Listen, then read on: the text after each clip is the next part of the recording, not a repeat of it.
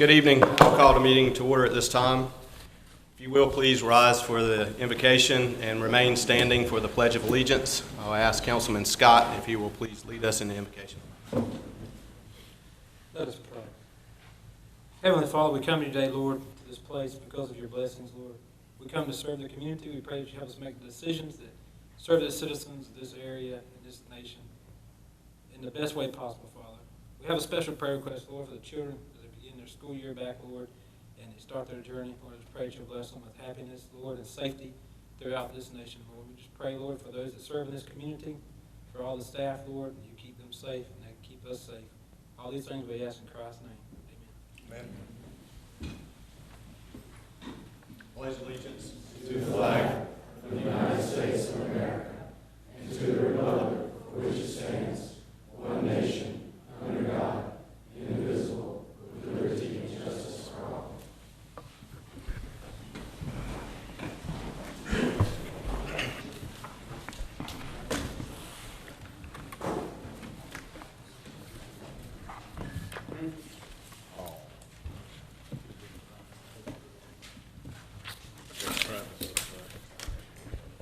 Okay, gentlemen, we have a couple of requests for changes or additions to the agenda. One being moving public hearing number 1 down to public hearing number 3, so the applicant can be here. The applicant had another meeting, so just moving that down from number 1 to number 3. Do I have a motion to approve that change? I move we approve that change. Under business items, number 1 will go to number 3. Yes, sir. Yeah. Public hearing. Public hearing. Changing the order. Yeah, just changing the word. Hearing. Public hearing, excuse me, I'm sorry. I said business. Okay, so I have a motion. Do I have a second? Second. Motion and a second. All in favor say aye. Mayor, another change to the agenda, if appropriate. Item number 7, the consent. Just for time's sake, we discussed that topic. And also, we need to, that'll be the only one. Number 7, Councilman Scott. So a request to move item number 7 to consent agenda. Is that correct? Yes, sir. Consideration and approval of a financing agreement with KS Bank for the purchase of a fire truck and approval of resolution number 608. I have a motion and a second to make that change. Second. Have a motion and a second.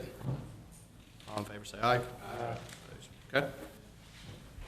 Next item under public hearings, under business items is consideration and approval to accept a SAFER grant for the purpose of hiring 3 additional firefighters and adoption of resolution number 609. You have that information in front of you. Do I have a motion to add that to business on item number 9 on the agenda? So moved, Mayor. Second. I have a motion and a second. All in favor say aye. Next item is consideration to eliminate residential rates for youth teams, sports teams, under the Parks and Recreation. I have a request to add that to business item number 10. I have a motion to add that. I'll make a motion to add that. Second. I have a motion and a second. All in favor say aye. No. So can I have a raise of hands? It was just 2 no's. Was it? Was it? 2? Okay. All right. Motion and a second. Motion carries. Okay. Then the next item is to add a closed session pursuant to North Carolina General Statute 143-318-11, Section A3, to consult with town attorney on a matter regarding potential property acquisition. I have a motion to add that to the agenda. Make a motion to add that. Second. Okay, motion and a second. All in favor say aye. Aye. Motion carries. All right. Thank you, gentlemen. Okay. We have all those additions. Do we have a motion now to approve the agenda as amended? So moved. Second. Motion is second. All in favor say aye. Motion carries. Okay. Thank you, gentlemen. We'll start off with presentations. Presentation number 1 is Police Department 2016 Officer of the Year. Call on the Chief to make his presentation.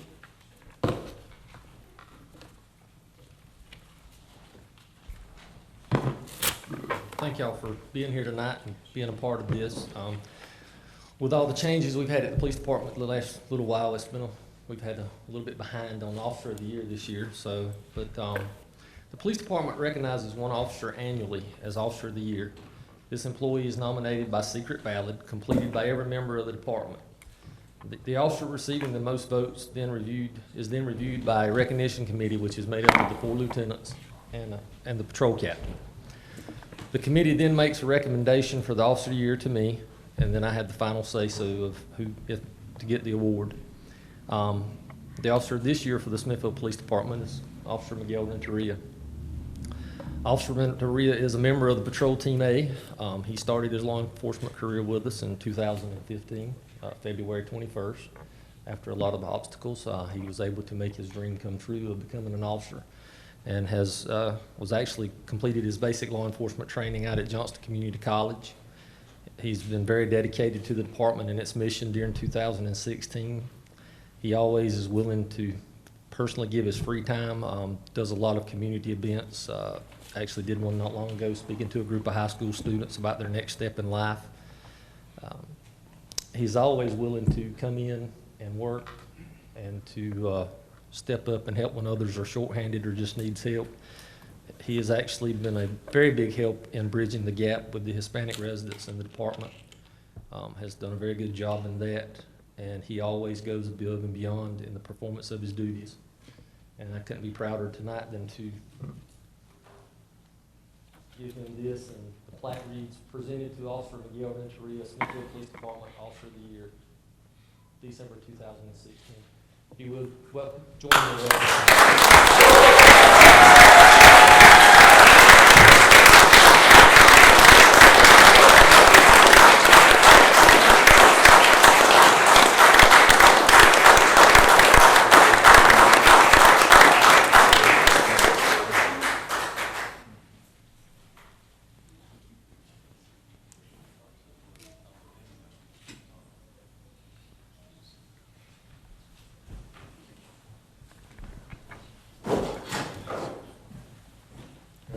Good job.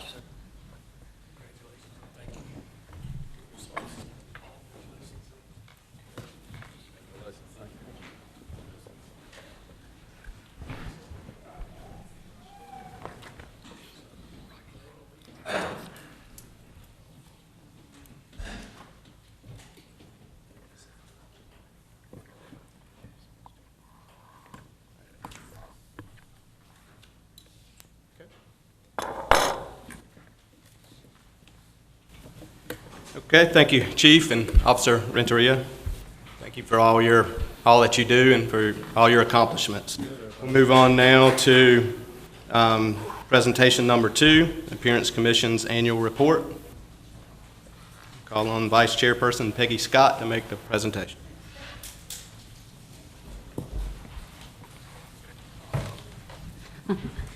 Hello, I'm Peggy Scott, Vice Chair for the Appearance Commission. I'm here tonight to present the annual report, and I think you probably all have these in your packets, I hope. In January, we elected a new chairperson, Catherine Tamer. We welcome her new ideas and are thankful for her leadership. We also got 2 new members, Brian Gibson, and we were so excited to have Carter Abel join us, but sadly he passed away just recently. We're sad to have him not with us. In November, our utility department completed work on the uplighting project on Market Street, and what a difference that made. I think everyone has noticed that. They also repaired the lighting at the African American Memorial, and next year this area will also have new landscaping. The sidewalks were replaced along 2nd Street, making this public area safer and looking more up-to-date and fresh. And with the help of the J.B. and J.P. George funds, we were able to begin work on the library courtyard. front and side renovations. Bushes were removed and replaced with new plantings and mulch, new lighting, and the old lighting was repaired and the trees were lifted. Next year, we hope to start on the back children's area and possibly add some more seating to the courtyard. The seed nursery is in place and plants are doing well. Through the donated tree program, we received 11 crepe myrtle trees and they will be planted this fall. Is there any questions or concerns for us from anyone? Then I'll conclude with an extra special thank you to the Public Works Department. Lenny and Lawrence and their staff work endlessly every day making our town clean and so nice and completing all of these projects. The Utility Department, Ted and Rodney, and their staff for the hours of knowledge and hard work installing and fixing the lighting.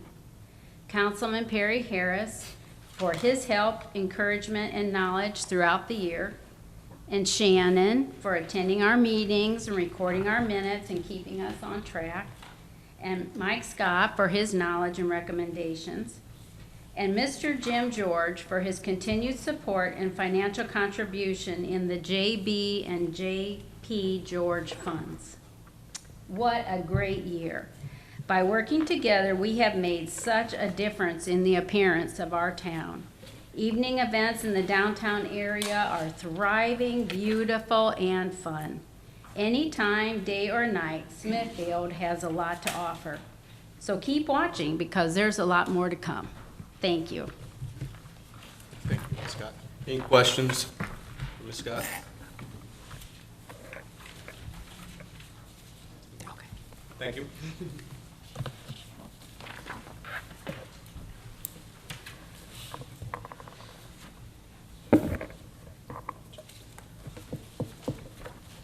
Okay, then we'll move on to public hearings. At this time, the first one is amendment to the Town of Smithfield Unified Development Ordinance.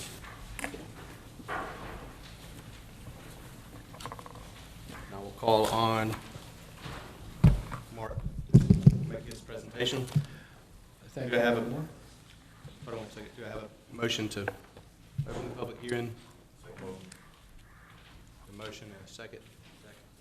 All in favor say aye. Okay. All right. Is there anyone in the audience that would like to speak for any public hearing tonight? If you will, please stand and be sworn in by the clerk at this time. No, Town of Smithfield,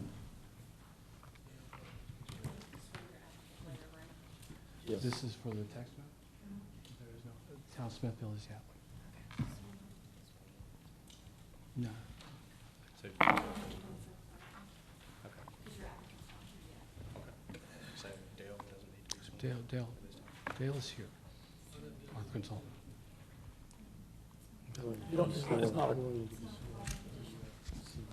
Okay. Okay. All right. Thank you. Okay. The Town of Smithfield has enlisted the services of Holland Consulting Planners to revise and update the Town of Smithfield's existing Unified Development Ordinance. The purpose of this update is to coordinate UDO with the overall town code, to modernize regulation, address regulatory deficiencies, provide a user-friendly document, provide effective enforcement, coordinate UDO with concurrent projects, and to provide graphics to aid in the understanding of the UDO. A Unified Development Ordinance Steering Committee was formed consisting of elected officials, advisory boards, and members of the community. The steering committee reviewed the document, conducted a total of 16 meetings and approximately 22 hours of time discussing the document while receiving public comment throughout the review process. The Unified Development Ordinance Steering Committee, at its May 30th, 2017 meeting, unanimously voted to recommend approval of the revised Unified Development Ordinance. The Town of Smithfield Planning Board conducted a public hearing at its July 13th, 2017 meeting and unanimously voted to recommend approval of the revised UDO ordinance with the following conditions of approval. The planning board has requested that the existing language allowing alternate advisory board members be retained in the revised Unified Development Ordinance. And they are also requesting to eliminate the need for a majority vote when the Board of Adjustment members seek to be excused from voting in a quasi-judicial matter. In the existing document that you've received, that language has been changed to reflect the recommendation of the planning board. However, the staff's opinion that this language needs to be placed back in the document, requiring Board of Adjustment members during quasi-judicial type proceedings to seek a vote to be excused from participating and voting in quasi-judicial matters. Dale Howland is here, and I would like to turn the floor over to him, and he'll give you a brief presentation on the document. But I'm also available if you have any questions for me.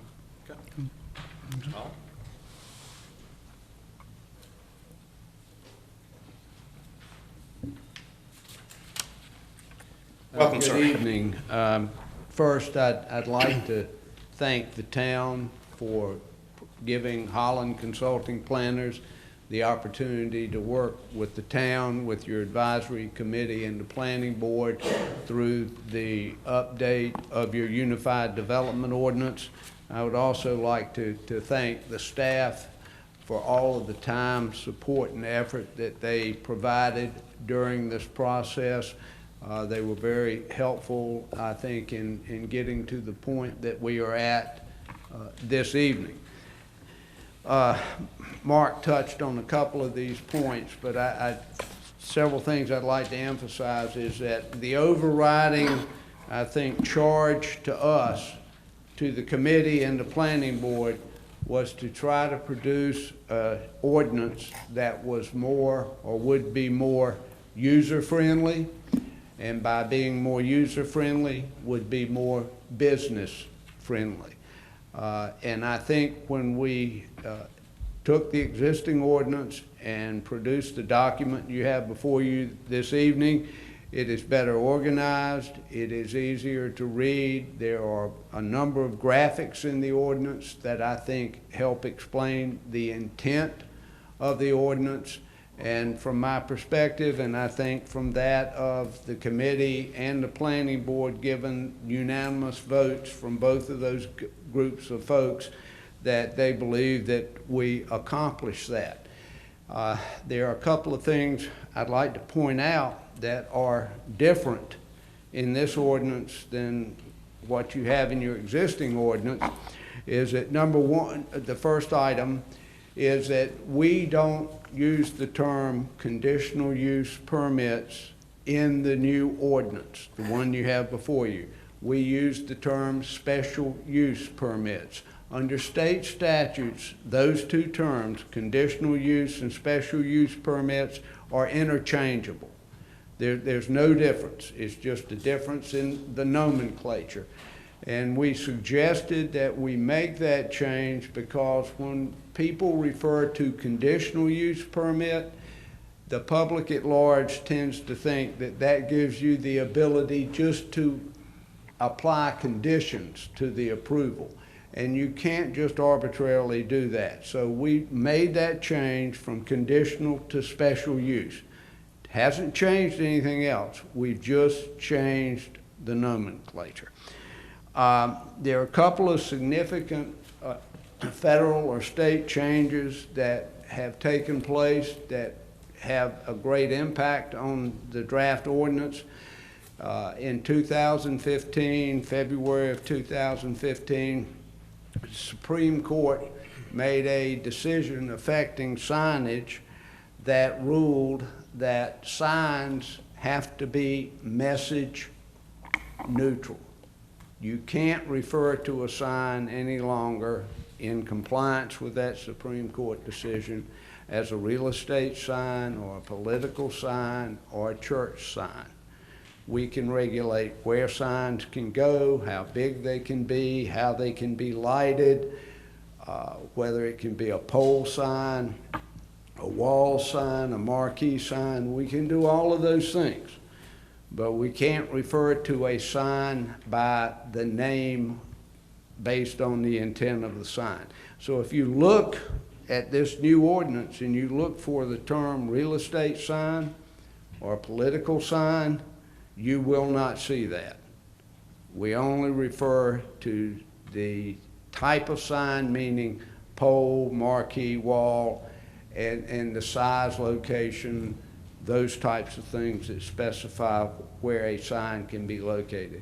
We don't refer either to billboard signs or outdoor advertising signs.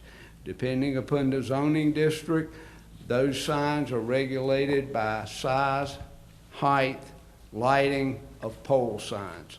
All outdoor advertising signs or billboards, as we used to refer to them, are referred to as pole signs or marquee signs. And that is probably the most confusing change that we've made from the existing ordinance to the new ordinance, but we had to do that in compliance with the Supreme Court decision. We have made some fairly substantial changes to the landscaping section. I believe the landscaping section is easier to read, easier to understand. We have eliminated some requirements that were troublesome, such as the buffer yard requirement. We have made some slight reductions in the vegetative requirements for planting, and we have changed the requirements for who can prepare the landscaping plan for approval, so that now a licensed landscape contractor can also prepare a plan for submittal to the town for town approval. We did substantially increase the requirements for manufactured home parks, so that the standards on, if someone comes in the door today and wants to build a manufactured home park, they do have stricter standards that they've got to comply with, such as open space requirements, sidewalks along public right-of-way, street paving standards within the park that would elevate the quality of what you're getting within your planning jurisdiction for manufactured home parks. And finally, there's been a long list of legislative changes that have occurred at the state level since your current ordinance was adopted. And you're going to see some things in that, or you have seen some things in this draft ordinance that may look a bit strange. For example, granny pods. That's a state legislative change that requires, that mandates that if you have someone who is dependent upon you, medically prescribed as dependent upon you for health and care, that you have to allow them to have a temporary, up to 600 square foot temporary dwelling in the backyard of the permanent residence to care for that person as long as they are there and are continuing to be medically dependent upon the primary occupant of the primary residence for care. So there's some things like that that look a bit unusual that are the result of legislative changes, but I believe that with hopefully your adoption of this current draft ordinance, that you will be compliant with all current federal and state requirements, with the exception of a couple. Well, the legislature has not adjourned, so before the legislature adjourns, there may be some additional changes that could occur. But as of the date that the planning board recommended this to you, it was at that time compliant with current state and federal regulations. I'd be happy to answer any questions you might have.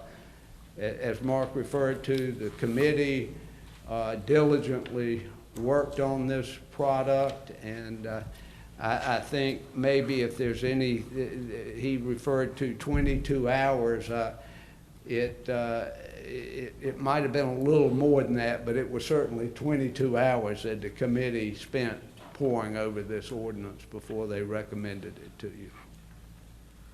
I would just add that that is 22 hours in meeting time. That does not include time preparing for meetings and reviewing the various sections of the ordinance. I'd also, if I may, can I make a couple of comments? Sure. One of the things we added that I thought was very important is on section 3.35. And that's where it requires the planning board to once a quarter address the UDO. It could be at a regular meeting, or if they don't have a meeting scheduled, they have to meet at least, they have to address this once a quarter. To work with the planning board, have there been any changes in the law, or any problems we're having with the regulations? With the idea, not that it's going to be changed that much, but we keep up with this, and it doesn't become arcane and obsolete without review. So I thought that was a very important change, and it's in there, and the planning board didn't have much of a problem with that at all. One other thing we talked about, Dale, and John, you correct me if I'm wrong, the School of Government and the Institute of Government are having some real issues with requiring 2 quasi-judicial hearings and whether or not that's appropriate. And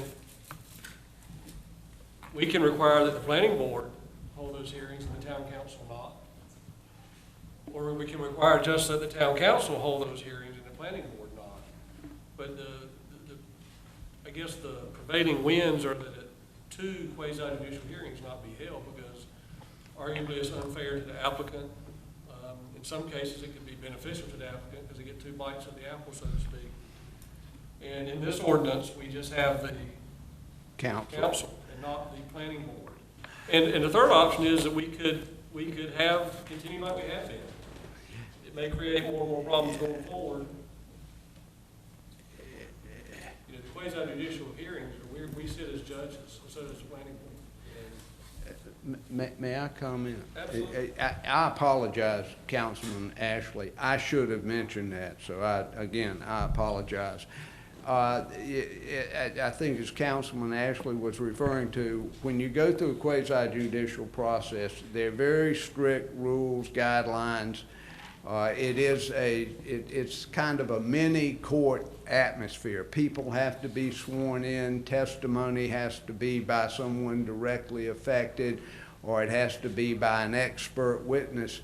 And if you have, in your case, a request for a special use permit, and it goes to the planning board, and they don't follow precisely the proper quasi-judicial process, and their recommendation goes to the council for its ultimate consideration for approval of that special use permit, then they've got to be sure that they have confidence in and that all the information forwarded to them by the planning board went through the same degree of scrutiny. To make a long story short, the more fingers you have in the pie, the more chance there is for a flaw in the process. So the Institute of Government about a year ago issued a recommendation that there only be one approving authority involved in the quasi-judicial process. Now, you could give the authority to approve special use permits to the planning board, but the committee and the planning board recommended that special use permits simply go directly to the town council for approval. And that only has one quasi-judicial process involved. Does that make sense? It's just simplifying the process. It's also saving the public time and money.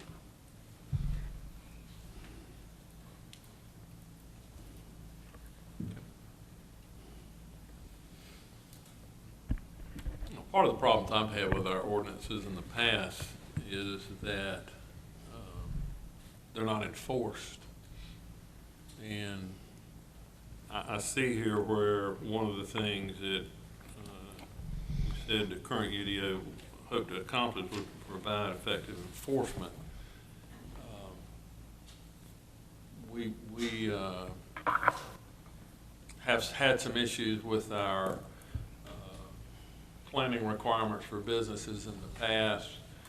And talking to one of the councilmen who served on the committee, basically, I think what I heard was that our ordinance was not as restrictive as others around us, but we came closer to enforcing it, and others apparently didn't enforce it. My point is, we can have this UDO, but we need to enforce it. And with a part-time code enforcement officer that doesn't work on the weekends, where a lot of the issues occur, it's going to be very difficult to enforce many of these ordinances. I'm not trying to give you a short answer to a good observation, but I can't manage your enforcement capability. I think we have an ordinance, the draft ordinance, the one before you, is a cleaner, clearer, more understandable ordinance than what you currently have. I think the staff believes that. But enforcement is a day-to-day thing which is contingent upon the town having the staff available and capable of enforcing the ordinance. So that may not be the answer you're looking for, but that's the best answer I can give you. That's exactly what I expected to hear. It's our issue, not your issue. Dale, there was another issue too that came up at the planning board about the process for recusing oneself for the conflict of interest. There was, and I thought Mark had alluded to that, so I didn't mention it again, but in the ordinance before you, under the provisions, operational provisions for the Board of Adjustment, the ordinance says that a member of the Board of Adjustment may excuse themselves or ask to be excused without a formal vote by the rest of the board to excuse them. That's the way the planning board sent it forward to you. That's got to change.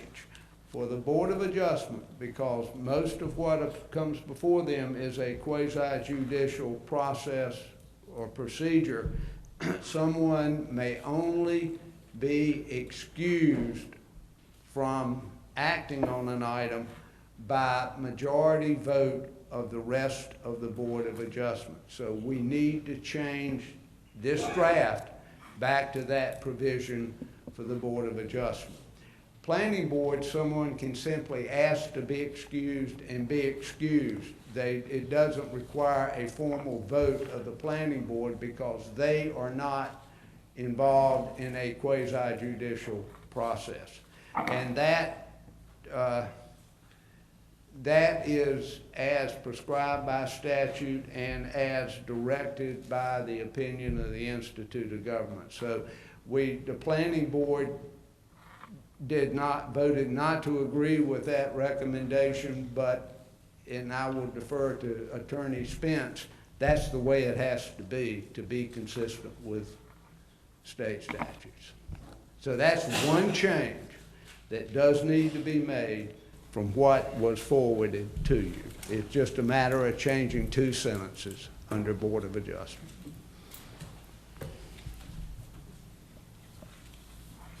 So it is or is not in change? Well, the committee made a recommendation to the planning board. The planning board changed it. And so the change is now before us as a council. And so that provision needs to be changed back. One thing I want to mention to you guys too is with the landscape ordinance, what this does, there are a lot of graphics in there, which helps tremendously. I read the whole book, unfortunately. Pictures help. I was by myself this weekend and I read it. I don't remember about 3/4 of it, but I read it. I think the graphics are going to be very, very helpful. One of the keys that we looked at in terms of being business friendly is making it understandable. And those graphics go a long way towards that. And we talk about business friendly doesn't mean business free for all. It means the ability to understand it, working well with the planning department, and getting it done.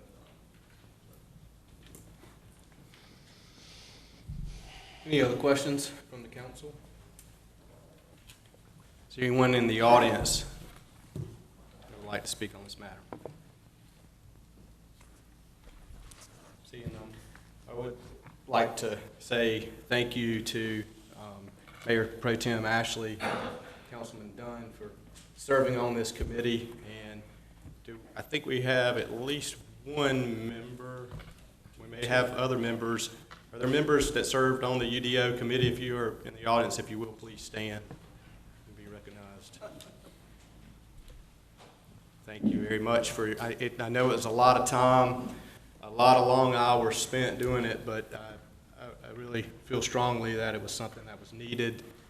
Hopefully, this will be a document that will be easier to understand for our citizens, for our business owners, especially the landscaping section. Councilman Ashley, that was one section that I really wanted to stress that we needed to make clear. Now, as far as the number of plants and so forth, that may not have changed, but at least it may be easier to understand when a business owner comes in and would like to open up shop in Smithfield.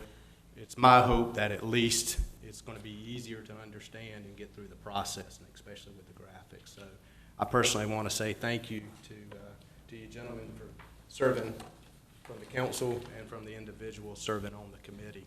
I think it's something that's needed and hopefully something that will help in our business expansion. So thank you very much. Any other comments from the council?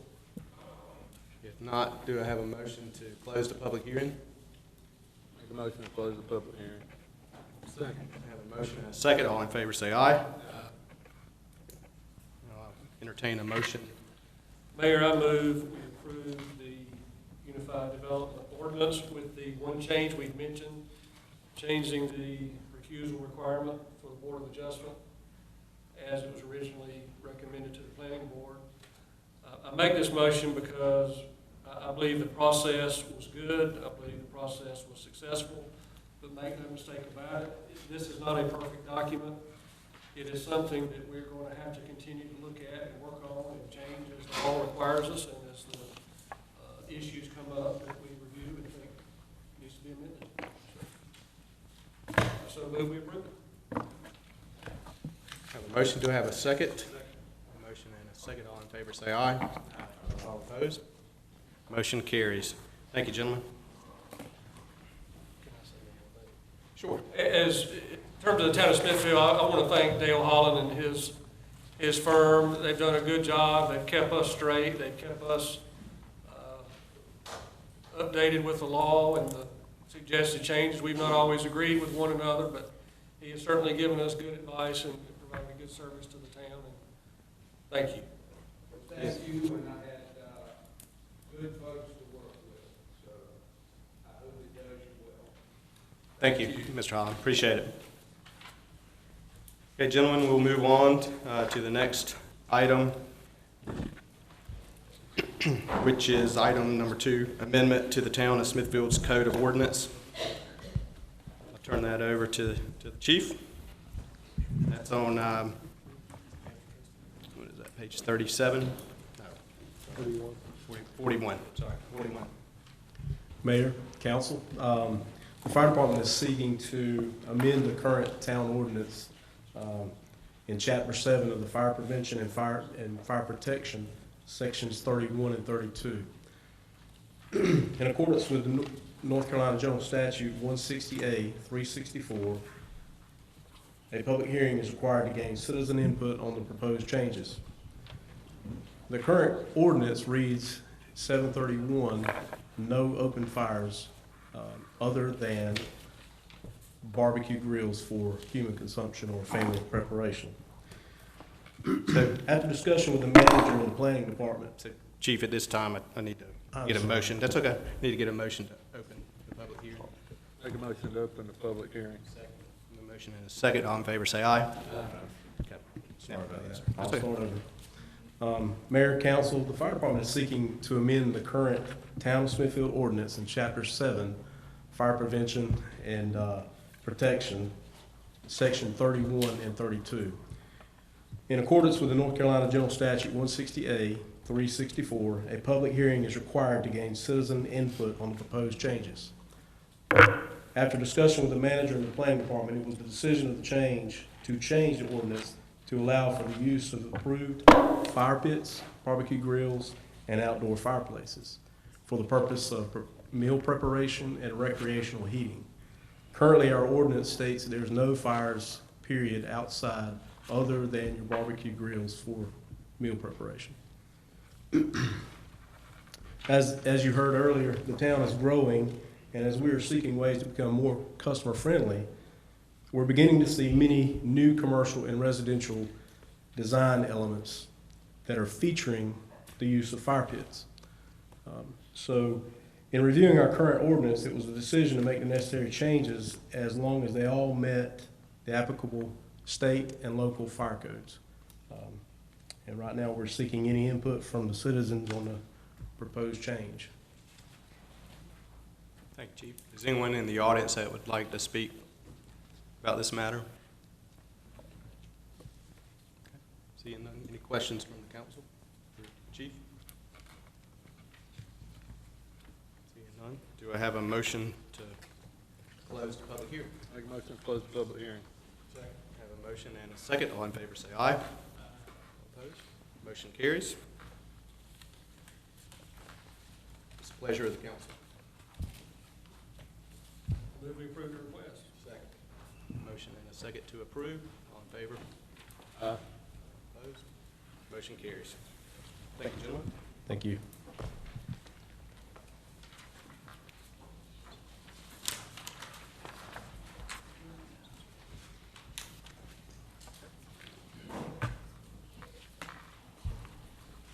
So, gentlemen, the next item, business, is the one that we moved. It's a conditional use permit request for suburban apartments.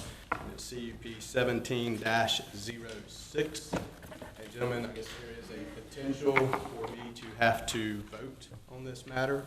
And I would ask that I be excused from voting since the applicant is actually my father-in-law. So as far as a close familiar relationship, I would ask to be excused. Make a motion to approve that request. Motion is second. All in favor say aye. Aye. Okay, thank you, gentlemen. At this time, I will turn it over to Mayor Pro Tem Ashley. Thank you, Mayor. As Andy mentioned, the next item is conditional use permit request. I'm going to go ahead and read this and put it on the record. For suburban apartment CUP 1706, the applicant is requesting a conditional use permit to construct and operate a 6-unit multifamily housing complex on property located within the B3 business zoning district. The property is located on the west side of the intersection of Fairway Drive and Stansel Street and is further identified as Johnson County Tax ID 1508911. Is there anybody in the audience who wishes to speak? If so, they'll need to stand up and be sworn in. Councilman Ashley, open the public hearing.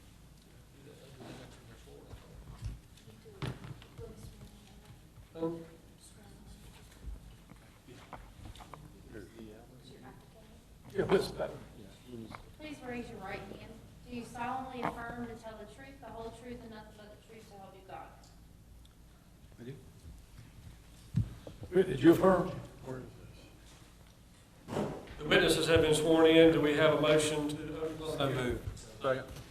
We have a motion and a second. All those in favor say aye.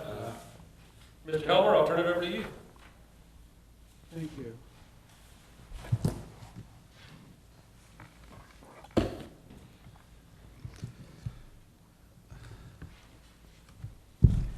The property identified as Johnson County Tax ID number 15089011, as you mentioned earlier, is approximately a 4.2 acre tract of land that contains an existing 4,200 square foot building. The existing building contains 6 office units and is served by a driveway on Pace Street and a driveway on Stansel Street. The parking lot is configured with a one-way drive aisle and 12 angled parking spaces. The site's currently landscaped, and replacement of dead and dying landscape material is recommended. Also, a screening dumpster pad would be required, as well as ADA accessible handicap parking and ramps as needed. I provided a site plan as well as an area map that's included in your agenda, as well as available for review of the public. The proposed 6-unit multifamily housing complex is consistent with the recommendations of the future land use plan, which recommends low-density residential uses for this property. A 6-unit multifamily housing complex is a permitted use within the B3 zoning district with a valid conditional use permit. The site has adequate parking for the proposed use, and minimum site improvements will need to be made for the project to meet minimum development standards.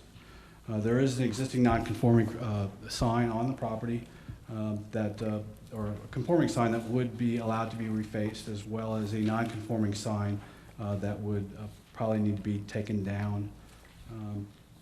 The planning department recommends approval of the conditional use permit for a 6-unit multifamily housing complex. The planning board conducted a public hearing on June 1st and unanimously voted to recommend approval of the conditional use permit to construct 6-unit multi-housing complex on property located within B3 zoning district. The Smithfield Town Council is requested to review the petition for conditional use permit and make a decision in accordance with finding of fact for conditional use permit. I'll be happy to answer any questions you may have, and Mr. Whitley is present as well. Anybody have any questions for Mr. Helmer? Would any other witness who was sworn in have anything else to add? Whit, as the applicant, do you agree with the testimony of Mr. Helmer? Yes, sir. Okay. Is there any opposition?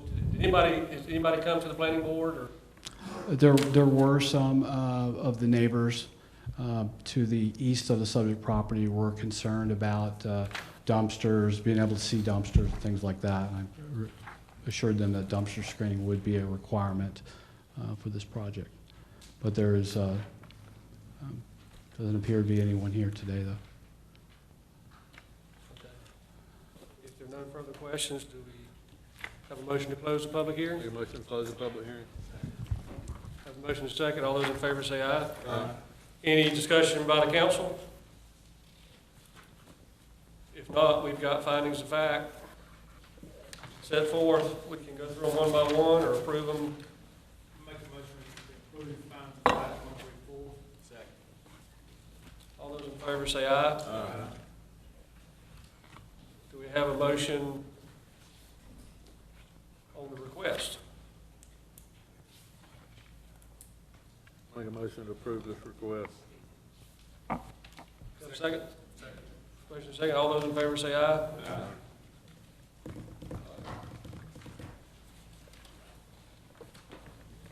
Quick work, gentlemen. You're good. What are you trying to say, Mayor Pro Tem? I'm just complimenting our hardworking council, Mayor. You had it. This is their quick work, not mine. Thank you, sir. Thank you, gentlemen.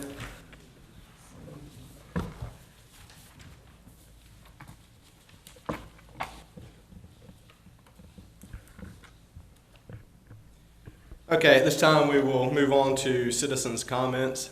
If there's anyone in the audience that would like to speak during citizens' comments, please come forward at this time. Okay. Seeing none, we'll move on to the consent agenda items. Do I have a motion to approve the consent agenda as amended earlier? Make a motion to approve the consent agenda. Second. With a motion and a second to approve the consent agenda. All in favor say aye. Aye. All opposed, motion carries. Thank you, sir. Then we'll move on to business items.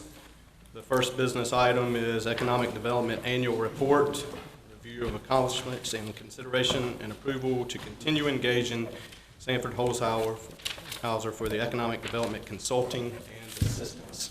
Tim, Rocky, welcome. Thank you. Mayor, council, manager, I present to you this evening to provide, or ask Rocky to provide the annual report as he has promised, and to provide a little bit more information on what our achievements have been for this year, and to request to continue to engage his services in the coming year. So with that, I will turn it over to Rocky.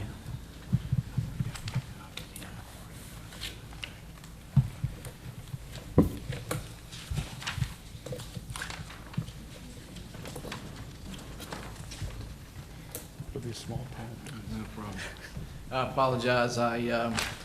My son and my grandchildren were visiting. I get to see them twice a year, so I was in a hurry to get out of the house, and I forgot my copy. So I hope you all have gotten a copy of the narrative of our activities over the past year, and also the tracking matrix.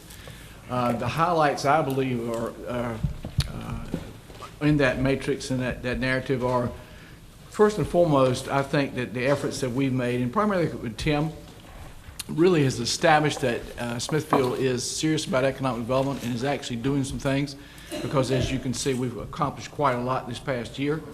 We have reinstituted the BRE program and made several existing industry visits. And on one visit, Tim looked at the business owner and told the business owner that they were there, we were there primarily to say thank you for the business being there and for all the jobs and the taxes that company has paid over the years, and how it has supported the town. And that business owner looked at Tim and said, nobody from the city has ever come and told me thank you, and they're glad we're here. So that kind of goodwill is hard to put a price on, but I think that this program and this outreach is doing just that. We've identified some properties that will be of benefit to Smithfield in the long run as far as building industrial product. That is sites and buildings to put in your inventory. I'm excited about that. I really don't want to identify it because it's still in the process of being assembled, but I can assure you that it will have great benefit to locate plants. And as the eastward growth that's coming to this county from Raleigh, with all the new plants that are coming to your west, you need to be prepared to have that product in hand so that you can look at a client and say, yes, we've got some place and we can put you right here. We've engaged electric cities, which I think has been a very positive thing. We're on the precipice, I think, of getting our strategic communication plan for the town. Not quite ready. There's been some miscommunications between the town and electric cities, but I think we've got those solved and moving ahead positively on those. We've identified some opportunities with the community college that we're still fleshing out and moving forward on. And last but not least, we have done some work in the downtown area in housing development. And we've looked at some areas for redevelopment of housing, and also identified a good partner on the potential renovation of the old town hall right out the back door. Tim has made an application for it to be included in a school of government as a class project this coming fall. And we're excited about that potential. In discussing that potential, as it turns out, one of the professors is working on a project in another community that I happen to be working with in a different manner, that is identified a building and a use that we want to pursue as well, a beneficial secondary use for that building that involves using it as an educational facility. And therefore, when you use it as an educational facility, that creates opportunities for student housing and retail and all sorts of things like that. So those are the things that I believe are the highlights. I'm certainly willing to answer any questions that you might have about any of the items that are in there. As I said, I think the biggest thing that this past year really has done is established that the town is serious about economic development, is actually moving on some things. Mr. Lamb, I'm looking at the bottom of page 82, going up to the top of 83. I understand there was a meeting with Krista Roberts to discuss some concerns, needs, and opportunities of the East Smithfield community. Yes, sir. Why with Krista Roberts? I mean, she don't live in East Smithfield. We have our own East Smithfield Improvement Organization, and matter of fact, after the last meeting, whenever I received some of this information, I kind of went back and questioned her, and she was just appalled about, I don't even think she knew what was going on. So I'm just trying to understand who was there. I understand there's gonna be a follow-up, and I just want to get some clarification on this because I couldn't get it from her. Okay, I don't know exactly under what guise or what title she was invited to come to the meeting, but I was reporting to you what came and what was the conversation during that meeting. She did not, to my knowledge, represent herself as being a spokesperson for East Smithfield, other than she identified some needs that were there. It's nice, it's good to know that there is a group, and certainly Tim will reach out to that group to engage it as we move forward. Rocky, my question is probably maybe a little bit larger in scope, but you've been on board for some time now, and it's before us to renew the relationship.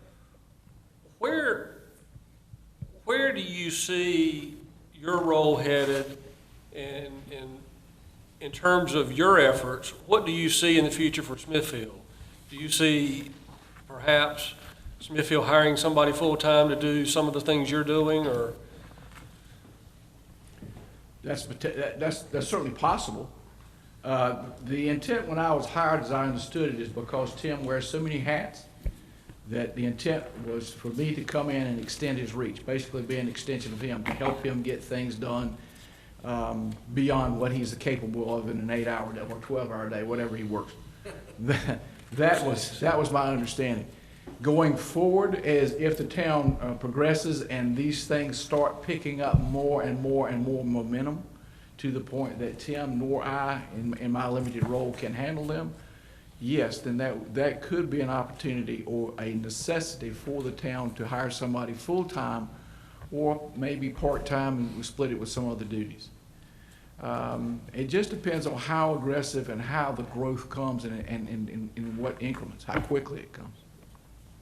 There are other communities that have full-time economic developers. None that I'm aware of as small as Smithfield, except those that are really, really churning in economic development. And there's more activity than someone on a part-time basis can handle. And that's client activity, product development, all those items, those implementation items that are governing and directing what we're doing. If those items start picking up steam and things start happening very, very quickly, yes, you would need somebody. You'd either need more of me or a full-time person or a part-time person or a person that's split between two roles. The 6 implementation items in the summary, is that how you view your role as not only getting them up and running, but making them more and more effective every day? I'm sorry, I don't think I understand it. Did you refer to an item in The 6 implementation items that are in the summary? Yes. That you went over briefly. Is that really how you view your role, is getting them up and running and over time they'll become effective? Yes, to get them up and operating, as I understand it, before this, with the strategic plan that you had in 2004, there were a lot of implementation items that none of them were acted on. The update in 2014 produced a lot of implementation items and action steps. And Tim, and again, the intent, as I understand it, that I was hired was to help to implement them, to get them started, to get them the momentum going, and follow through with them as long as my role is viewed favorably here with the town. Do you feel like your role has been productive in moving Smithfield forward, if you will? Very much so. Do you feel like continuing that? Yes. The ball is starting to roll? Yes, absolutely. Anything you start, and economic development is, and I think I've said this before this town before, economic development is not a ribbon cutting, it's not a groundbreaking, it's not a plant announcement. It's everything that you do up to that point, and those are the results of the things that you have done. So economic development is a process. Some of the things that are in this report, there are meetings, a lot of meetings. There are a lot of contacts that have been made. But we're starting to put things in place now that will start gaining momentum. For example, the the study that we hope is going to be included in the class project for the fall. That will generate some good information that then can be used to attract a developer to come in and to possibly help renovate that building, to give it new life. It's a great building, and it really, really needs new life. Now, I will go ahead and tell you, because it's public knowledge. We worked with the town of Albemarle to look at a building in a lot in downtown Albemarle. Pfeiffer College wanted to establish a physical therapist and another medical arts program in downtown Albemarle. And they wanted they were asking that the town give them the lot. The town needed a justification to do that, so we did an economic and physical impact analysis on that project with the students, with the teachers, and not only that, but there was a historic hotel that was on this close to being torn down. With that project, that hotel is being renovated, creating student housing, another economic driver to downtown Albemarle. We've talked, and the lady from Chapel Hill actually is working on that program, that project now, to get it up and operating through the Development Finance Institute that's at Chapel Hill. Tim, and when she and I connected, and I'm thinking, well, okay, there may be opportunities for such a project there with the community college, with a local college in the area that we intend to pursue, to reach out to those colleges, reach out to those institutions, say, is there an opportunity to do that? Does that mesh? But there's a lot of meetings, there's a lot of phone calls to make things gel and to mesh, but once it catches fire, it goes fairly fast. I appreciate you being here. I guess I'm probably the culprit in requiring that you be here, because I moved at last meeting to table the request so I could better understand, and so hopefully the other council members. Well, I understand, and the reason I wasn't here last time is I was in Chesapeake before the same kind of group. I was in front of Chesapeake City Council presenting them, making a presentation on their strategic plan that we just finished up for them. Else, I would have been here. Let me just say that it's been an absolute pleasure to work for the town, with the town, the manager, the mayor, all of the council members, and Tim. He's been a real joy to work with, and I just appreciate the opportunity. One more question, and I won't bother you anymore. When you look at those 6 implementation items, if you can tell me, point out the ones we're doing very well at and the ones we need the most work at. It's implementation in here. They're on page 82. Oh, there we go. I'm sorry, beg your pardon.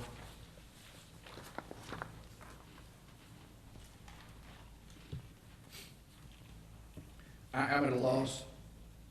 The business retention, the BRE program, and the Those, support. okay. Those implementation items, I beg your pardon, I thought they were listed. I listed those implementation items and the ones that applied to what we had done For that month. for those months. So you're doing a good job in business retention and expansion. I think you're developing like I said, first and foremost, I think you're sending a message loudly and clearly that you have an economic development program and you're doing something. So you're doing well there. Internal and external marketing, we're not there yet. External marketing, we're doing good because we're sending the message. Internal, maybe we'll need to do that a little bit better. We're going to do better once we get that strategic communications plan from Electricities. New business recruitment, I'm not gonna say we're doing bad on any of them, because you gotta have product. You got to have product. You cannot sell out of an empty wagon. If you don't have a building and if you don't have a site to put them on, then you're wasting your time doing new business recruitment. We've got some sites.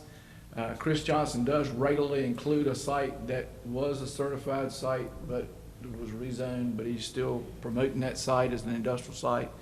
We hope to get that put back in the product mix for an industrial site and recertify it. But if there is here and here, new business recruitment is down a little bit lower, and that falls into product development. Town image and gateways, that's going to go back to the strategic communications plan.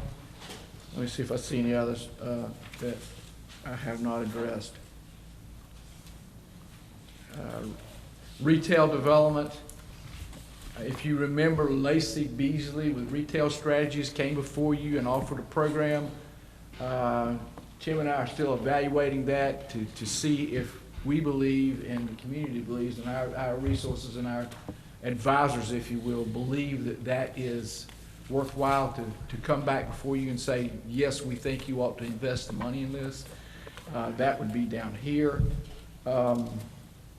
Residential development, I think we're making good progress, but we're not as far ahead of that on that curve as we'd like to be.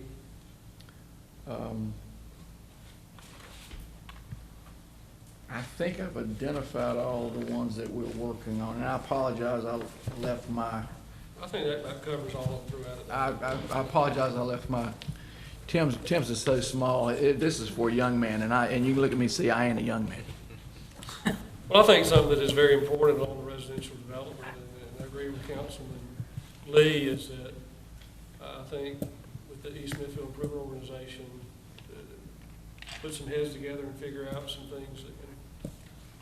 By all means, and we certainly did not mean to misrepresent what our meeting was. That was just the information that she gave me and Tim and I, and gave us the those ideas and made those observations. Any other questions for Rocky or Tim?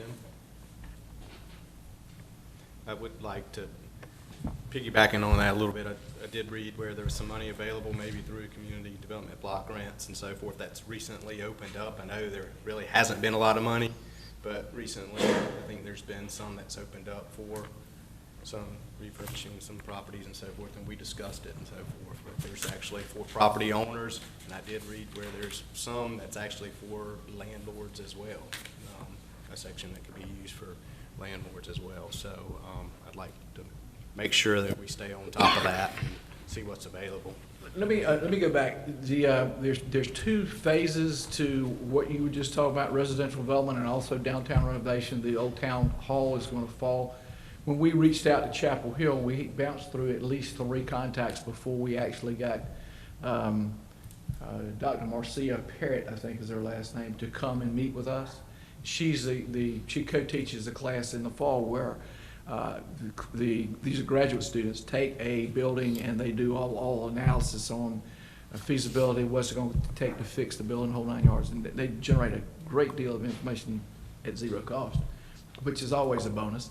But what started that was an idea to look at some of the housing that surround downtown and how that housing could be refurbished or encouraged to be refurbished to attract. If you remember going back to your 2014 update and the economic and demographic profile, we pointed out to you that the age cohorts that make your workforce are actually declining. And it's important I told you it wasn't a time to panic at that time, but you needed to be aware of it and try to come up with strategies that could overcome that and reverse that trend.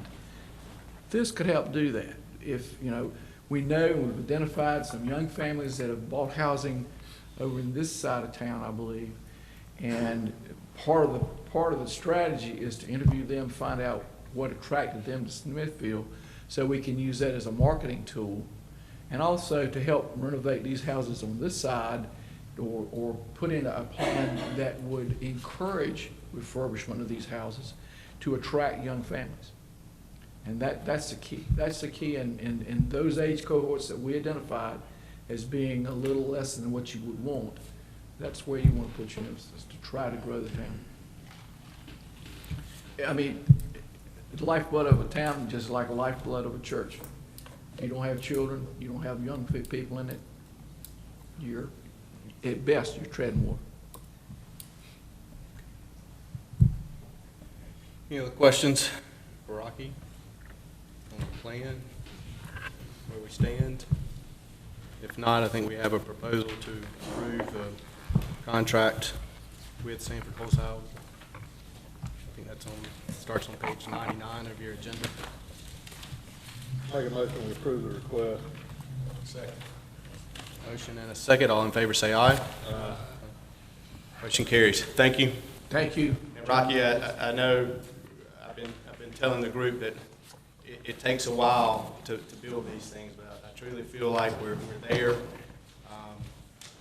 Houses in Smithfield, existing homes, are starting to sell, and they're starting to sell faster and a much higher price per square footage.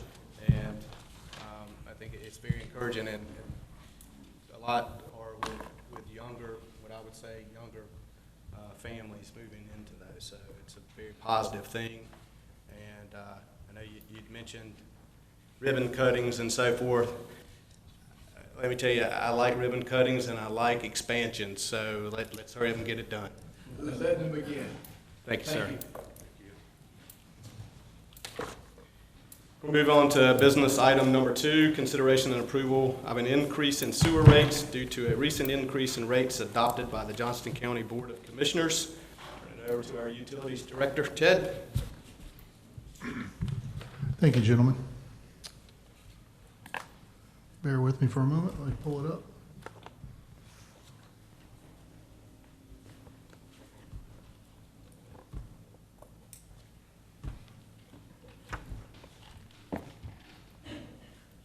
There we go.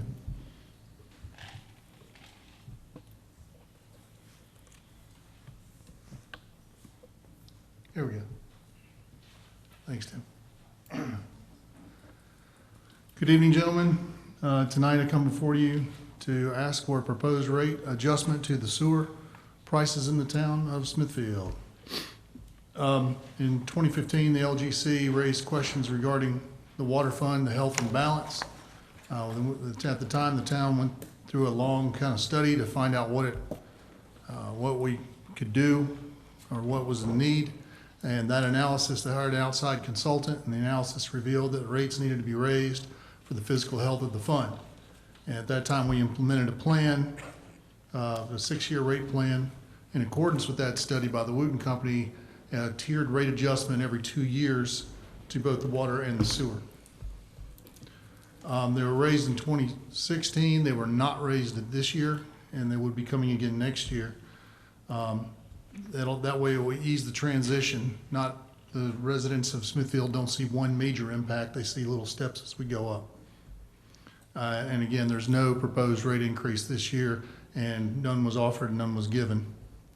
We did receive notification, however, from Johnston County that they were doing their own rate study for their own rates, their customers, and they concluded that they had to raise rates for their increased demand, increased infrastructure, and for whatever reason they had notified us they would be raising their rates.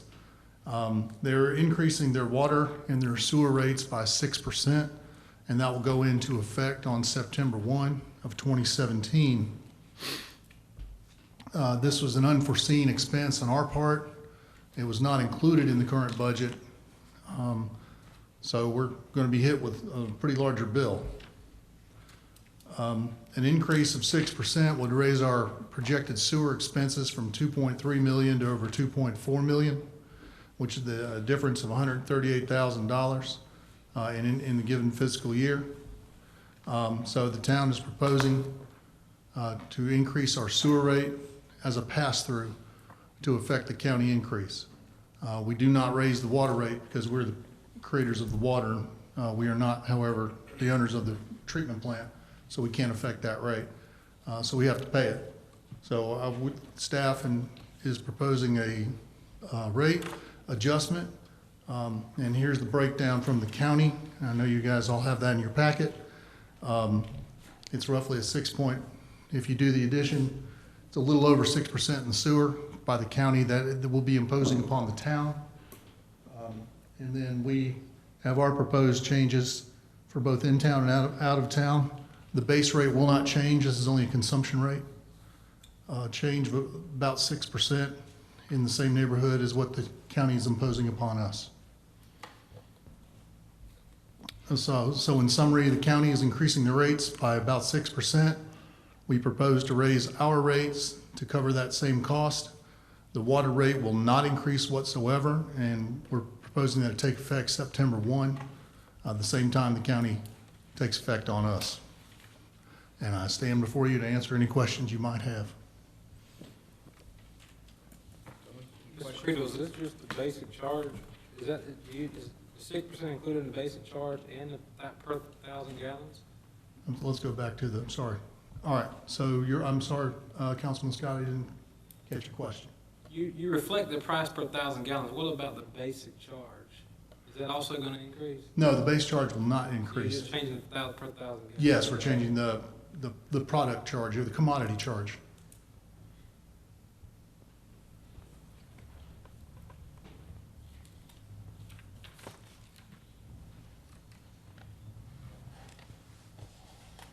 Any questions? Comments for Ted? What is the average, what is the average sewer bill for a resident? Yeah, in anticipation of that question, I did a little digging. 4,000 gallons is the average water user in the town of Smithfield, residentially speaking. And we base our sewer on water charge. It's 1 for 1.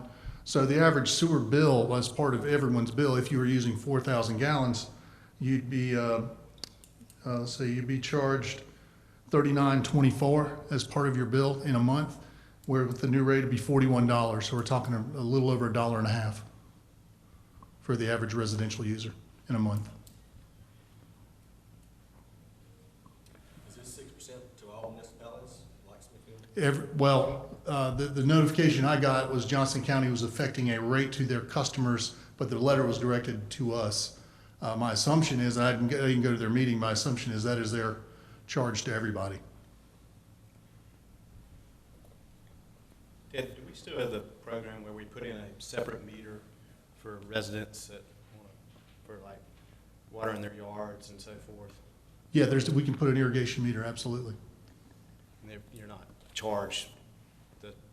How does that work? I mean, as far Yeah, as, the water, the irrigation's is subtracted out from the water for the sewer. so you're not paying your sewer. No, you're not paying that as part of the sewer. Any other questions? Have a motion from the council? Well, I don't think we have a choice. We got to pass it through. I move we approve the request. Have a motion and a second, and all in favor say aye. All opposed?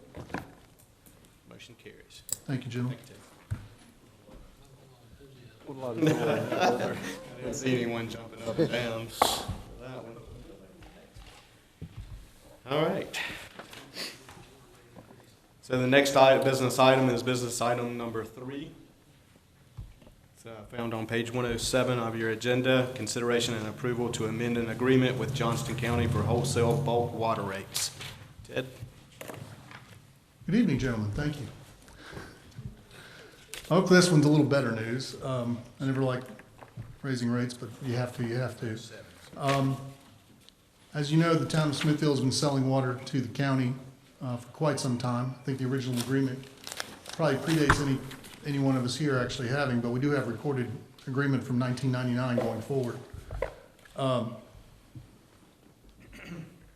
There we go. Johnston County in and of itself on the whole is undergoing really some unprecedented growth, especially in the north and west part of the county, the Clayton area and the Cleveland area.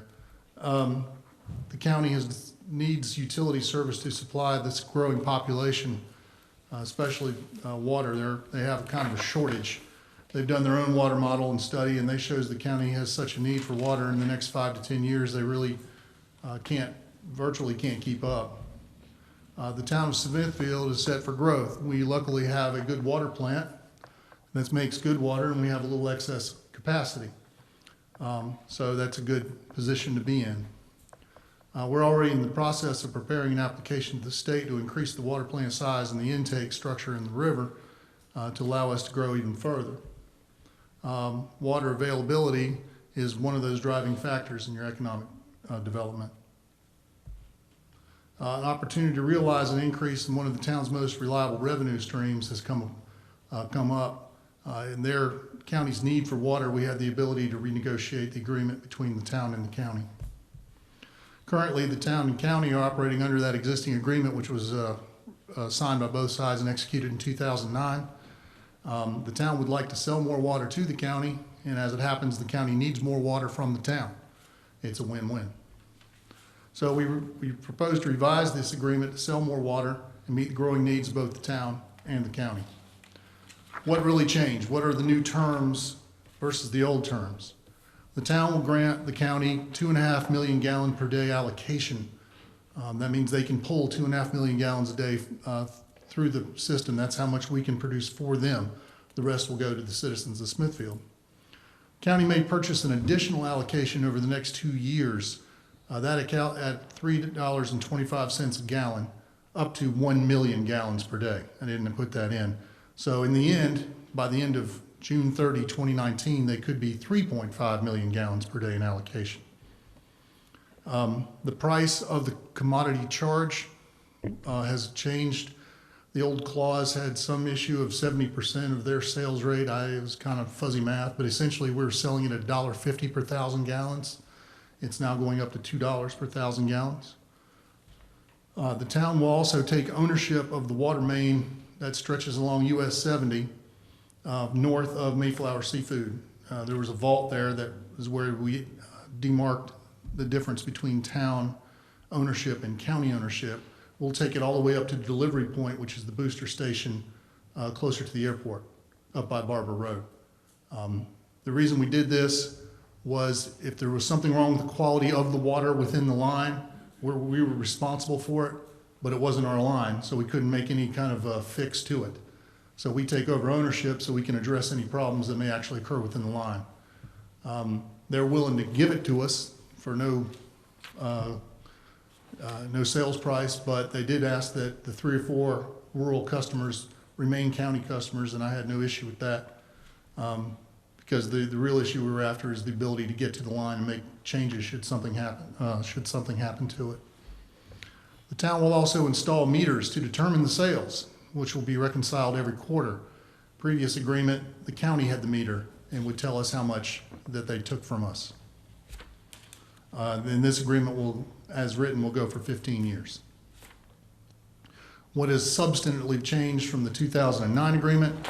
Again, we'll take ownership of that water line along 70. We're going to meter the sale of the water versus the county. The town has the ability to change the rate as often as we need with 90 days notice, but I don't anticipate doing it as often. I anticipate every 2 to 3 years. We'll reanalyze where we are.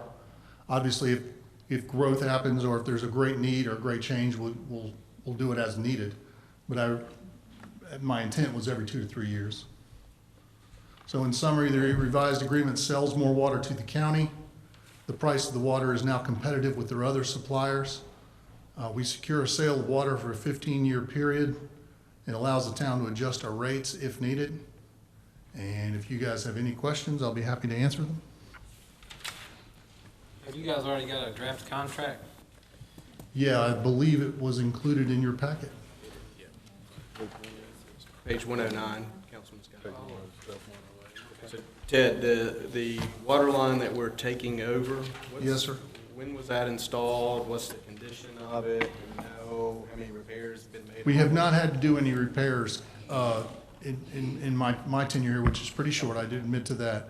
But I honestly don't know, Mayor Moore, but what I do know is that if we needed to get to it, I would have to ask permission to get to it, and I didn't want to be in that situation. So knowing that there was only 2 or 3 customers, I merely kind of threw that out there, and I said, would you guys mind if we kind of took ownership? Because what would happen if there was stagnant water in there and we have some kind of byproduct that would climb and be in violation, the county could say, oh, I'm sorry, your quality of water is not good, therefore we're not buying it from you. And we had no control over movement in the line. This way we could add, say, a flusher or a hydrant and blow the line out and turn over the water. So it became really a quality issue. But to my knowledge, we haven't had a repair or a need for a repair on that line. Do we know how old that line is? No, I do not. But I know it's a 12-inch feeder line, 12-inch water main. It's part of the West Smithfield system whenever that was built. You gentlemen would know that more than I. 70s maybe? Did we get an 60s. answer? Did we get an answer about the quality of the water line? I will look Yeah, it up not and sure. find when it was constructed. Say again? I will look it up and find when it was constructed. I have no issue with that. My Well- truthful answer is I don't know that off the top of my head. Well, the concern I'm sure they have is that, getting a water line is fine, but making sure it's, in operating condition and doesn't have any issues, I think is where they're going with that, and I think that's a valid question that they're asking. I think we should see some type of documentation or have the ability to have them maybe inspected, or I don't know what you do with water lines to check for issues, but just want to make sure we're not getting a pig in a poke. Well, I can't guarantee anything, but I do know that we pump about 1 million gallons a day down that line to the booster station. That's one of our delivery points to the county on a daily basis. So we have had no issue in the last, as long as I've been here, 1.5 years. But who knows? I mean, it could break tomorrow, but that could happen anywhere in town. I can't guarantee to the Well, quality. I can find the The construction date issue for is it. like taking over a road and then Yeah. 5 years down, we spend $1 million repairing it. I think it's a valid request, is to at least do our due diligence Sure. on it, and let's see what information we can find out. Mayor, perhaps we could ask the county to put a clause in here, we'll manage the line, but if a major rupture comes, they would help us cover the expense for the repair. Yeah. Because it could be a very expensive repair.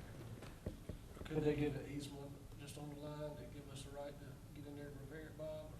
But they would be responsible? Yes, it's just, I don't think you're gonna find them that flexible.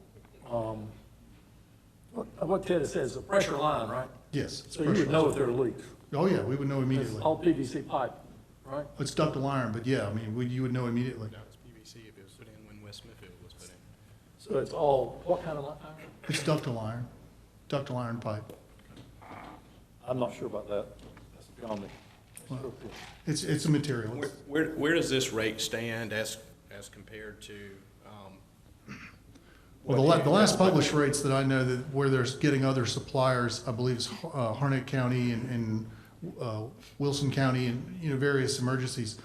They're in the 203, 205, 2010 per, $2.05, $2.03, $2.10 per 1,000 gallons. And we kept our rate to be, I wanted to be competitive, but also I didn't want to outprice us where it was not favorable for them to buy water from us.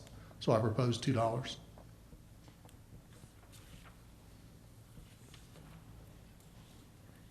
so the other question I have is, I think there was some discussion many months ago about what it cost us to produce gallons of water. I think Councilman Harris actually brought this up.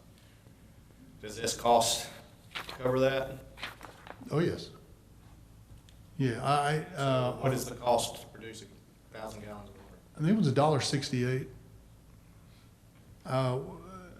That sounds. That sounds right, because, it was done some months ago, and I'm trying to remember off the top of my head, but it was between $1.50 and $1.70. And it varied through the years based on the work we did, the capital projects we had at the plant, et cetera. How much revenue we will get from this extra 50 cents per 1,000 gallons? Yeah, the increase in revenue, over the last 3 years, well, projected this year, it'll be an increase of $315,000 roughly, give or take a few hundred. In the last, I took an average of the revenue that we actually made in the last 3 years from the bulk sale to the county at $1.50, and then again at $2, and each time it added, because we've been increasing as the year goes through, but there's been an average of about $250,000 per year over the last 3 years if we had had the higher rate. This year, our budgeted rate of revenue was higher because we were going to sell more water, but the number is roughly $300,000 is what we can expect to realize. How much is your first phase of the expansion of the plant? Do you have any idea how much that would be? Well, no, because I haven't phased the construction timeline yet, sir. I gather what I'm hearing is you feel comfortable taking over that line even though we don't know how old it is. I do, but it is a valid concern. I'd like to put everyone at ease on that. I mean, I would certainly like to get back to you on that age if that's possible, either through an email or back, but I do not have any reservations about it. You can't run a camera through it and determine. A pressurized water line, I cannot. What is ductile iron? I mean, It's malleable steel. It doesn't, so it's steel. It's It's not gonna rust or much of a durable. Not from the inside, now it will from the outside, but it's buried in the ground. So I think you're more worried about soil corrosivity than you are about water. Water continuing into it. Right. Yes, it will rust over time, should there not be water potentially flowing. What would it cost to replace that line? Per foot, you would not replace any rupture you would clamp off and or seal. You wouldn't replace end to end. So it'd be a per foot, and then it matters on how deep it is, and that the depth would range anywhere from the 4-foot depth at the vault. It stays roughly between 4 and 6 feet. It depends on the length of the rupture. So it'd be a per Installing a foot. brand new line today.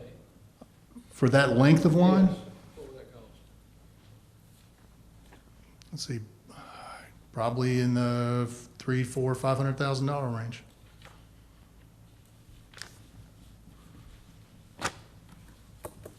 And again, if we acquire that line, we acquire all the easements as well. Yeah, the easement's from the highway, so the title is really rough. You know, but just basically what we need to do is in the contract, say the ownership is transferred to us. Because there's no real title to those, it's all buried in the highway. How many customers are hooked on that section of line? Will we bill them? No, they stay county customers, but there was, I think, 3 farmhouses and a couple of, I think there's one business and 3 or 4 houses. It's agricultural. But you're gonna make enough money to replace the whole line in 1 year. Good change. Good increase. We're gonna make enough to replace a goodly portion. I wouldn't say, I don't want to guarantee the whole thing if you wanted to replace the whole rupture, but I'm sure we make enough to replace 70, 80% of it. Yeah.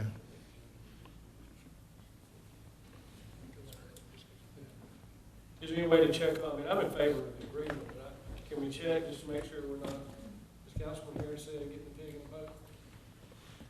Well, I can certainly check on the construction date. I don't know, and I will ask the county if they've had any recent inspection on the line.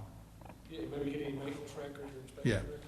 I've no, yeah, that's Is that no reasonable problem. request? No, yeah, that's absolutely reasonable, sure.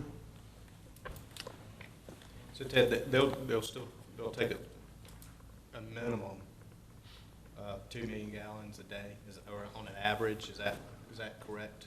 Yeah, the 2 million gallons is what they're going to be billed whether they take it or not. Okay, They're so we going, will. but they're going to take the 2 mil. They've ramped up their pull, if you will, since May. Okay, so I mean, that Yeah. is something we will bill, okay.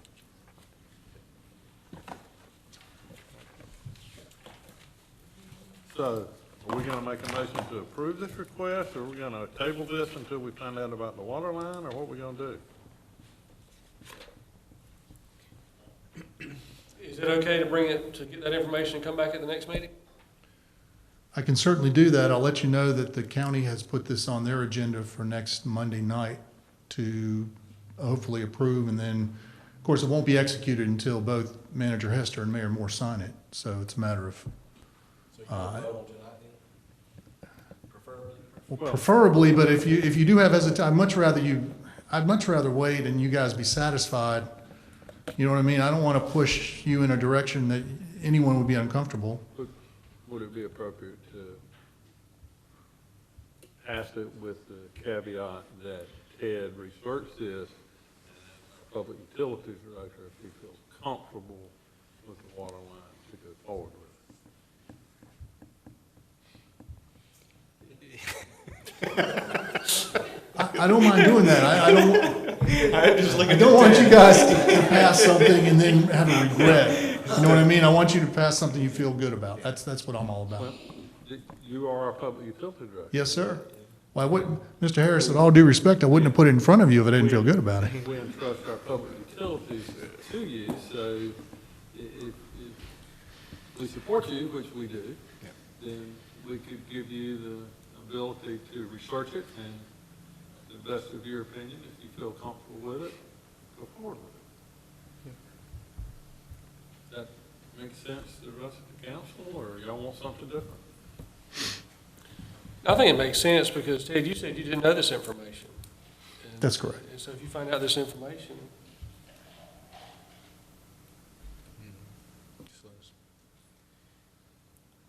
why would you document your position on this? If your concern to obtaining the water line is just flushing it, why can't we ask them to put a clause in there we can flush it when necessary? We can what? Flush the line, yeah. We have the ability to respond, we have the ability to respond quicker in a maintenance situation than we do. Yeah, we could have put flushers, we could have done all that, but having the asset as town ownership, I see it as an asset acquisition that becomes essentially free of charge. I think it's got some, to have title to that water line within the easement has advantages. Now, it has some obligations, but I mean, I think it has advantages because nobody can place irrational conditions on you. Okay, you own the fee, you own the title. And there are other lines that are county, town lines that we would love to own the title to, I would think. There are, Extending down 301, for instance. there certainly are. So, I mean, I would caution you that, at least from an attorney's point of view, title has a value. I'm sure Emery would think the same thing. And it does give you a more ultimate, non-conditional access to that line, which is what Ted's asking for, right? Yes, sir. We have had conditions in the past that are not necessarily advantageous mutually. Well, and I think that's, one thing that maybe concerns the council, right, is knowing some of the contracts that we've entered in with different parties, not just the county, throughout the years have sometimes turned out not to be so advantageous for the town.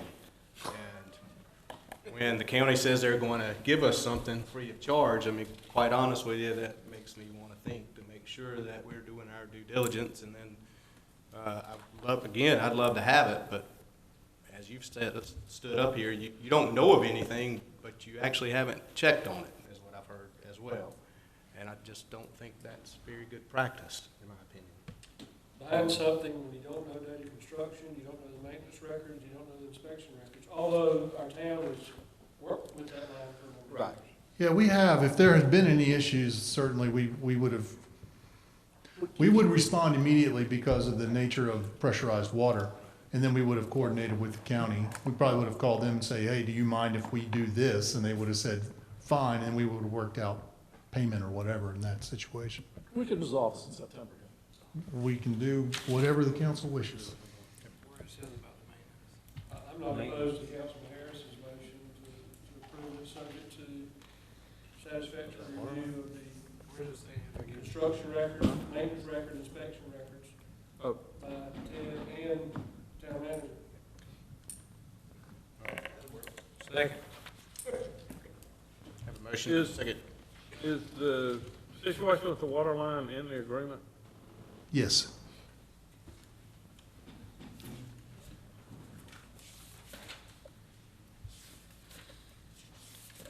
Where is that? Just so we can point it out.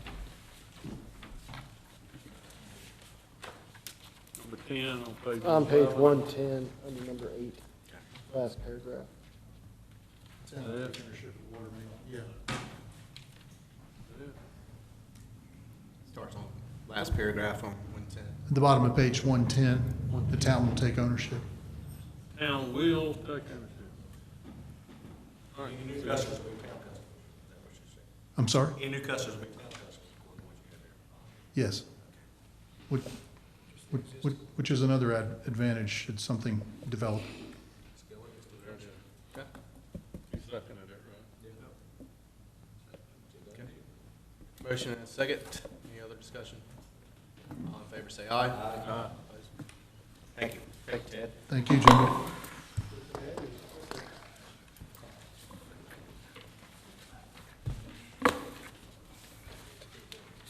Okay, gentlemen, we'll move on to business item number 4. Consideration and approval to add to the Town of Smithfield's Code of Ordinances, Chapter 9, Licenses, Permits, and Miscellaneous Business Regulation, Article 8, wine, fortified wine, and mixed beverages on Sunday morning, Section 9-250. Thank you. Thank you, Mr. Mayor. This is really a pretty straightforward request. It's been somewhat discussed. I provided at least information to the council on it prior. Senate Bill 155 was ratified during the legislative session that just passed, which allows us to adopt a city ordinance to allow the sale and consumption of malt beverages, unfortified wine, fortified wine, and mixed beverages instead of starting at 12 o'clock noon on Sundays, starting at 10 o'clock a.m. on Sundays. So it allows 2 additional hours to sell and consume alcohol at establishments such as restaurants, hotels, these types of places. We were approached by Downtown Development, and we also have a letter received that should have been at your post this evening from the Chamber of Commerce asking the town to amend the times from noon to 10 a.m. For these types of alcohol sales and consumption for these businesses. I've heard no negative impact from anyone in the community on this measure. Overall, there are several communities throughout the area, mostly in Wake County, that have already enacted legislation at the ordinance level for this change in time for Sunday alcohol consumption. So in front of you is a draft ordinance required by the state code now to change that time from noon to 10 a.m. and I would recommend changing that and following the conditions of the ordinance as attached. Thank you, Mr. Manager.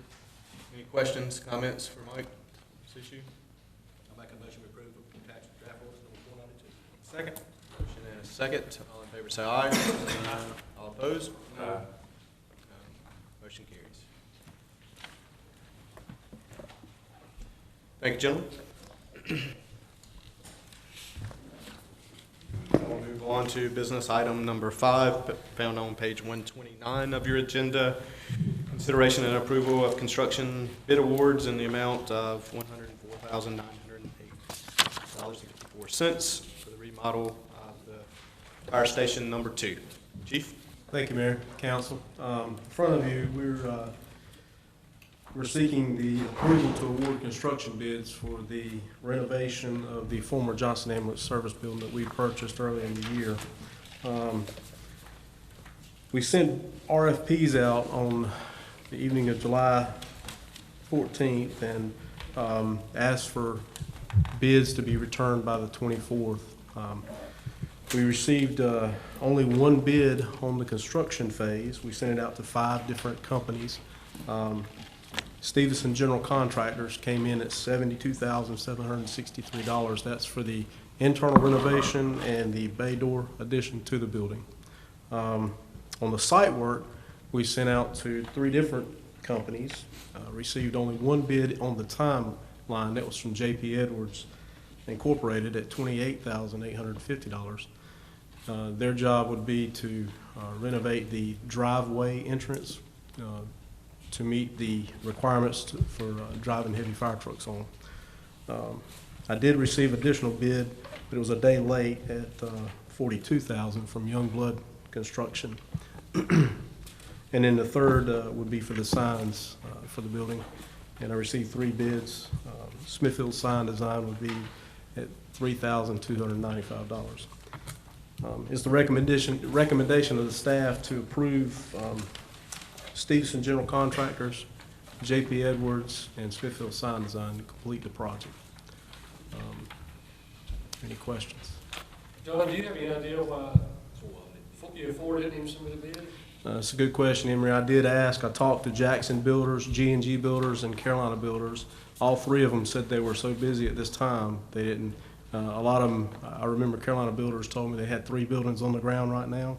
didn't have time to quote this one. Jackson Builders was pretty much the same response. I did meet with G&G Builders out at the building, and same response for them. Talon Construction, however, just failed to get the time, get it in, and he called me, wanted me to extend it until the 28th, and I could not do that. So that was the case with them.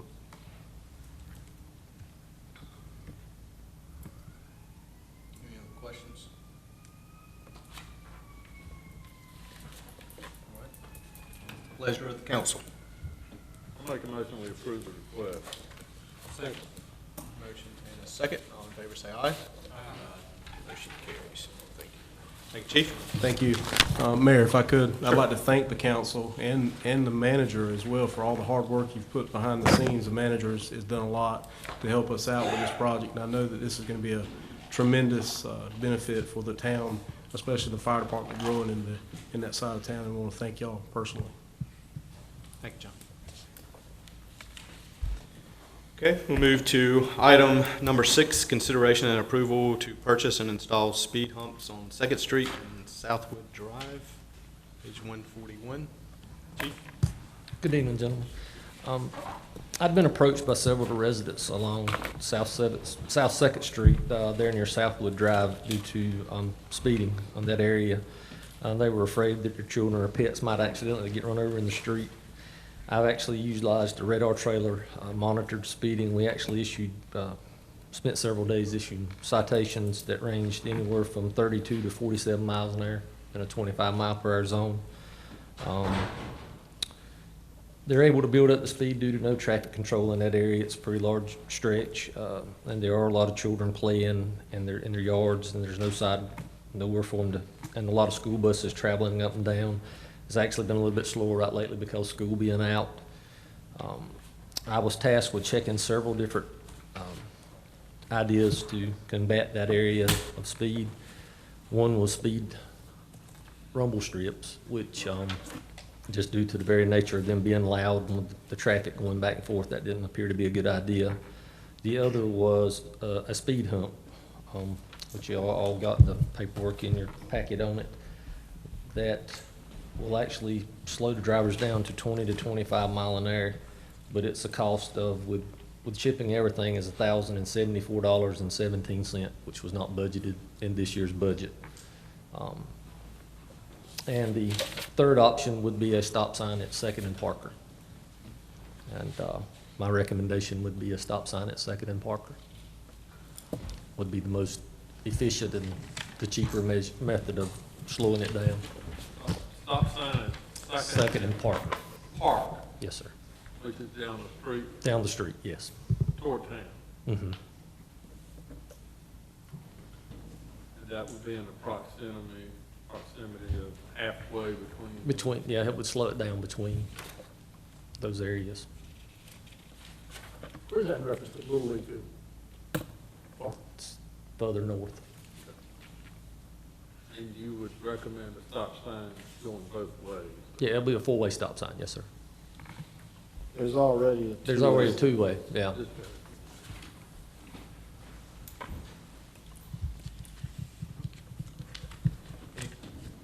Questions for the chief or comments? I make a motion to approve this request for 2 stop signs at 2nd and Park. 2 additional stop signs at 2nd and Park. No street. No. No street. How about that, Chief? How about a stop sign? You said you didn't. What was your recommendation? Just Stop sign, stop sign? yes.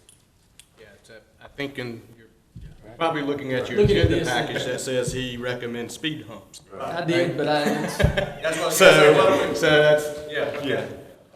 I figured that's what you were looking We at. had public input about a stop sign. yes, we did, quite a lot. More than the streets. Yeah. Second, Mayor. Well, I hope we'll still monitor it, because I think when people leave that stop sign, they're still going Speed back up. full steam ahead until they get to Wells. Yes. You're right. It's my neighborhood. All right. So I had a motion. Second. Second. All in favor, say aye. Opposed? All stop signs, seconded Parker. Thank you. Okay, gentlemen, we'll move on to item number 8, since number 7 was moved to the consent agenda. Page 153 of your agenda, consideration and approval to appoint Michael Taylor or Michael Johnson to serve on the planning board as an in-town member. Is that Mike? You want to take this one? Sure. Thank you, Mr. Mayor. As you see before me, before you, 2 applications for the vacant seat on the planning board. One for Michael Taylor, one for Michael Johnson. Both applications speak highly of the individuals. Both would serve well on the planning board.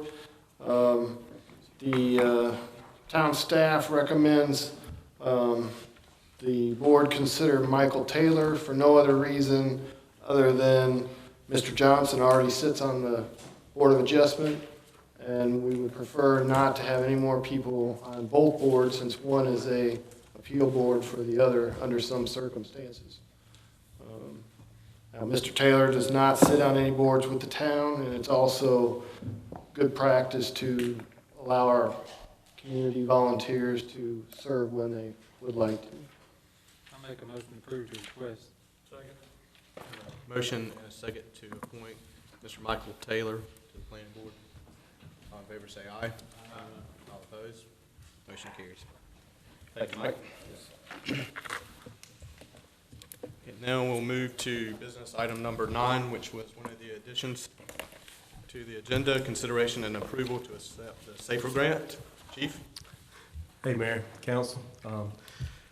Apologize for putting this late on the agenda, but we just received the award letter the 28th, and there's a timeline of 30 days to get this turned back in before it would be taken away. In January meeting, the January 3rd meeting, this council approved that we apply for the firefighter grant. We applied for 3 positions, and luckily we were awarded those. And in searching ways of trying to save money and trying to benefit the needs at saving cost, we were very lucky to get this grant. So tonight we're seeking authorization to approve this grant. And this grant consists of the first 2 years, the grant pays for 75%. The town's responsibility is 25% of the cost of 3 employees. That's to include the benefits. The 3rd year would be a 65% on the town side. The grant would pay for 35%. Total cost of this would be $228,000 from the grant side. The town's responsibility would be $156,150 is what the town would be responsible for over a 3-year period. Is there any questions? Sure. Thank you, Mr. Mayor. I'd like to add a couple of things for consideration as you review this request. This is an outstanding opportunity if we want to add 3 firefighters to the fire department. This request, as it is written, would go into effect towards the end of January of 2018. We are budgeted properly to pay for that last 6 months of the year for salary, benefits, and the equipment needed to outfit 3 additional firefighters. This grant comes with a caveat that should the council desire to start that process sooner, we could actually start it at any time with a written amendment request to the grant. But that also comes with the additional cost for that, however long a period it is, at about $3,500 a month, which is not budgeted. We do have our insurance assessment coming up in November. I'm not sure if hiring these 3 firefighters would make a lot of difference between now and then. It's difficult to say. But I wanted the council to be aware that there is that opportunity to move forward faster with this grant if it's so desired. However, it would come at an additional cost that is not budgeted of about $3,500 a month. for however, whenever we decide to start the grant.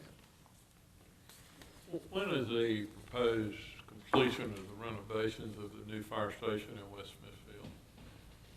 If I understand you correctly, I believe you're asking me when the building is proposed to be done, completed.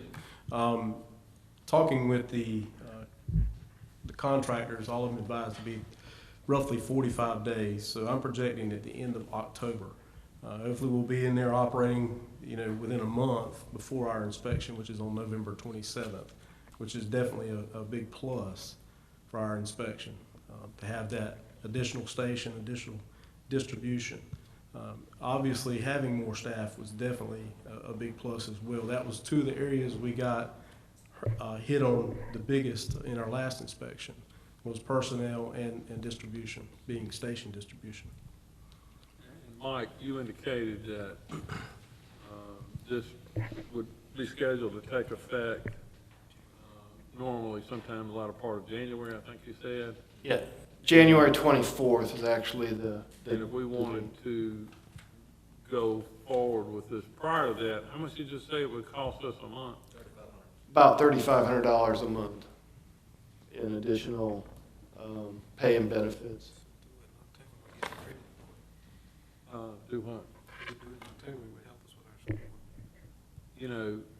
My memory is, correct me if I'm wrong, but we approved his request to apply for this grant. That's correct. We did, and approve at that. that time, we believed the grant would be effective the mid to end of January, and that's what we budgeted for. And that's what the request is. That's what the request is, yes. But there is an opportunity to move that ahead if the council so desired. I just wanted to make that opportunity known. I mean, you've said that more than once, so there's perhaps there's a reason we have a insurance study coming up for the fire department that it could be advantageous to have it in place prior to January. Is that what am I not hearing that, or am I hearing that? You are. John, would you explain kind of how they measure the number of firefighters that show up at a scene, and how many fires, and Yes, sir. So, how they measure that? So to get to your question, Perry, it would be advantageous to have them on staff during that inspection. The last time they looked at our staffing was in 2005. And at that time, we only had 3 personnel daily. That's the only credit we got. When they look at the volunteers, we had 26, but they only gave you credit for every 3rd one. So the point I'm trying to make is when you have a 24-hour dedicated firefighter, they look at that as 100% as a firefighter. We only got credit for 3 last time, where we're going to get credit for 6 this time. It would be a big difference in that rating, because that tells them that you're guaranteed a firefighter to sit in that fire truck. It's a better insurance rating knowing that that truck can respond fully staffed versus a guesstimate of having a volunteer and 1 or 2 paid persons on that truck.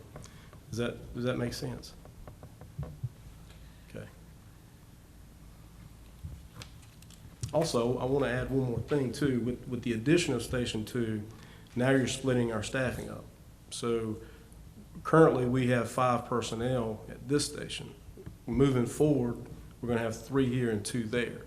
With this additional person, it'll guarantee having a 3rd person on that truck as well. So it'll benefit their safety as well as benefit the insurance rating. Mayor, I make a motion we approve the request effective October for benefits of the inspection and receive the grant. Second. Motion and a second. Any further discussion? Well, yeah, I do. We just went through a budget session. I'm beginning to see these budget sessions are absolutely worthless to go through. We did not have this request for this to take effect in October when we approved the Safer Grant. We did not have this request to, in our budget. The insurance inspection has been postponed for over a year now. It could have happened a year ago. It's been postponed several times. So I'm in favor of the grant taking effect as we approved it and as scheduled and as requested. The question I have is, would it, we don't really know when that firehouse is gonna be completed. 45 days, I can tell you, it could be 90 days.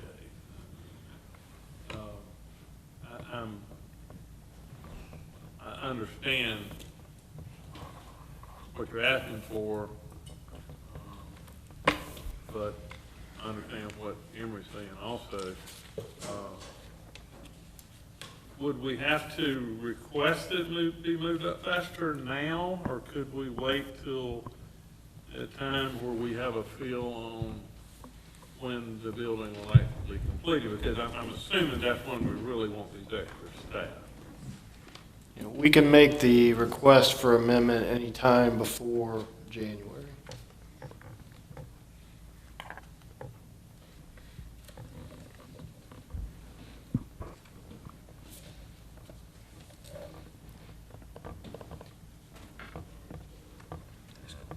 Any other questions? I had one, Chief. Wilson Mills, how many, do you know their staffing arrangement? They're all part-time. All of them are part-time? Yeah, they have all part-time. How many do they have on it? On the average, I'd say two a day. Because I saw where I think they just, That's right. they were able to increase their rating based off of part-time staff and two there. So take that. Yeah, I didn't, I saw that. I'm not, and I know, and I'm sorry. I don't know what they're rating. Yeah, and don't mean to interrupt you, Perry. And I realize it's a grading scale, right? So we might be able to get more for this. I totally understand that. I'm just for full disclosure, right? I just happened to read that. And quite frankly, I don't understand the rating thing. I don't either. I don't exactly know. Okay. Well, you're a fireman, excuse me. I'm like a dog watching TV when it comes to some of this stuff, because I know I've been told about fire ratings and insurance ratings and all that, but that's an integral part of being a fireman and knowing those things. And the fire chief, obviously it's advantageous for us to have a better fire rating. And that's what our professionals are telling us. I understand what Emery's saying, and that was the reason I asked about, if we go ahead tomorrow and apply for the additional 3, do we really need them right now, or should we wait till the building is nearing completion or complete? I don't know. Well, we got a motion. We have a motion, a second, and I will say that, gentlemen, we're in a pretty good budget situation, but understand that we do have budgets for a reason. To Mayor Pro Tem's point, I caution you to be mindful of that when we make decisions like this. We say it's only $3,000 a month, but that's a little over. That's what, $3,600 a month. That was not budgeted. So we're talking about 3 months. It's still 3 months. I agree, and that's possibly at the benefit of an 8% reduction in commercial insurance rates by going down 1 point. I think it has value, and not only that, he just told you the safety. I mean, we are opening a new station. This is something that is needed. Yeah. So, all due respect, Councilman Scott, you serving on the fire department, I certainly understand why you are so adamant about this. But again, I say that just a caution, because we do have another item coming up next that may impact our budget as well. So I ask you to do that. But we do have a motion and a second on the floor to move this up to October. Is that correct, Manager? Okay. We have a motion and a second. All in favor say aye. So, all opposed? Ayes. Ayes, raise your hand, please. Okay, all opposed? Okay, motion carries. Thank you, Chief. Mayor. Appreciate it. Gentlemen, we'll move on to the final Mayor, I'd like to make a comment if it's appropriate real fast on that topic. Actually, let me move on right quick. Let's get to this next item. Okay. And then, if you don't mind, we'll bring it up during councilman comments, if you don't mind. Item number 10, consideration and approval to eliminate resident rates for youth team sports and kinder sports programs under Parks and Rec. Mike, is that you, sir? Yeah, I'll go start. Okay.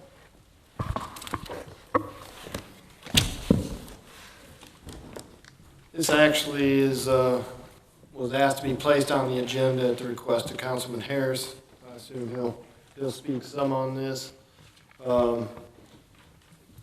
We reviewed some of the costs for resident fees for youth sports and kinder programs, for programs that are in front of you. That includes things like t-ball, baseball, youth baseball, football, soccer, cheerleading, those types of activities. And what negative impact on revenues it would have on the town if the town elected to offer those services for free to our resident population. As you see in your packet, if we did that, it would have about a negative, just under $10,000 a year fee based on current revenues and revenues that were used to create the budget. There are some pluses for that, providing these types of services to our community. There are also some negatives to that. Some of those being that sometimes when you offer things for free, people don't have as much stake in making them successful. So for an example, if we have 50 kids now involved in a basketball program, we hire or go out and get volunteers for coaches for that many kids. And then we divide the teams up accordingly. If it's free, maybe you have 75 kids that apply. So now you go out and you get that number of coaches, but those last 25 maybe weren't as serious about it as they would if they had paid for some of it, so they never show up.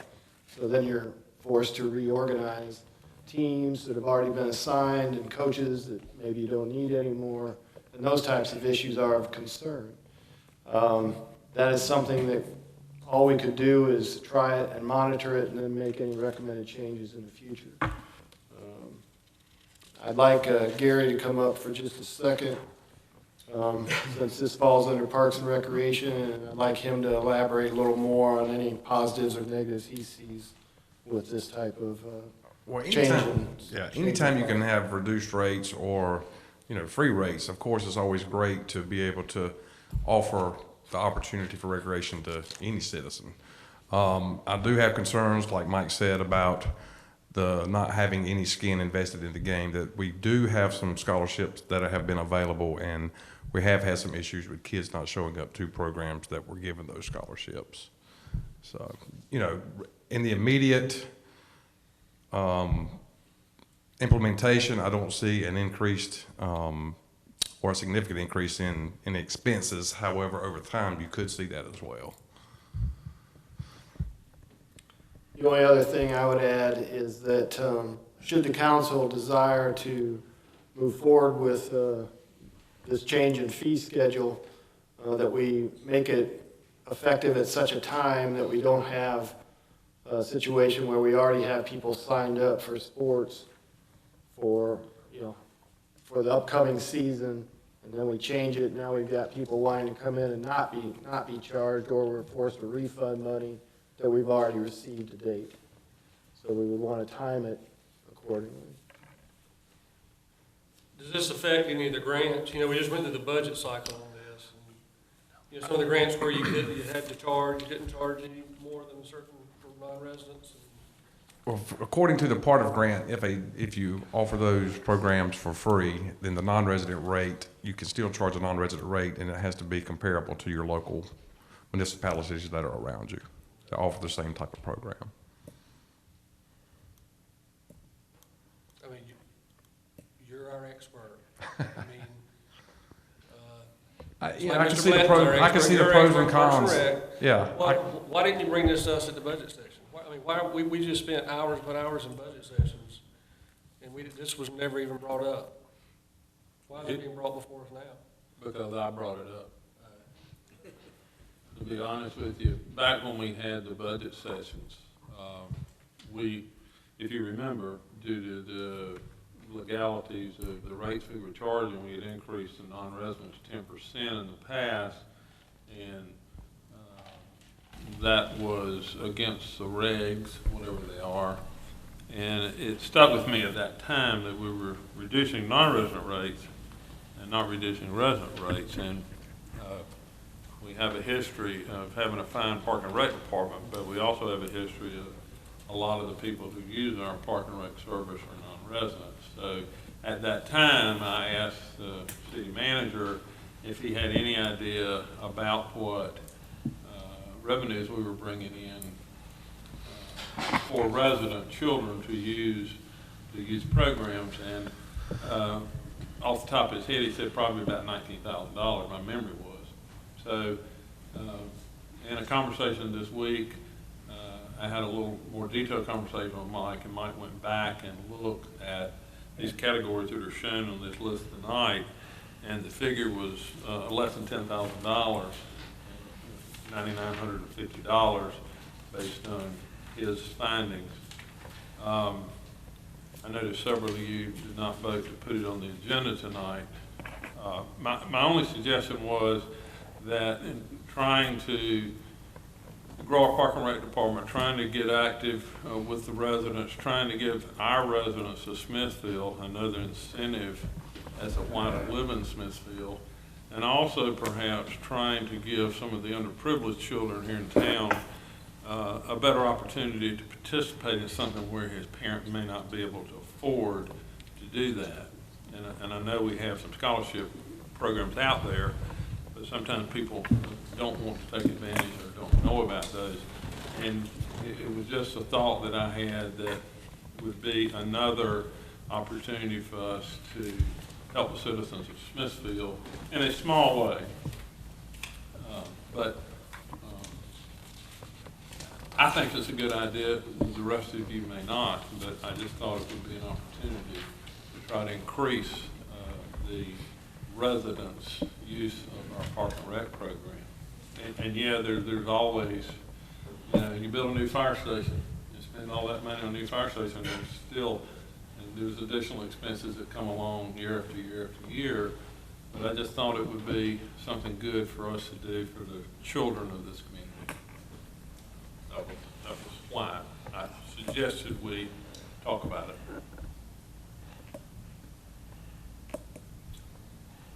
I don't disagree with the concept at all. Matter of fact, I think I probably follow most of council's requests to increase these rates every budget session I've been in.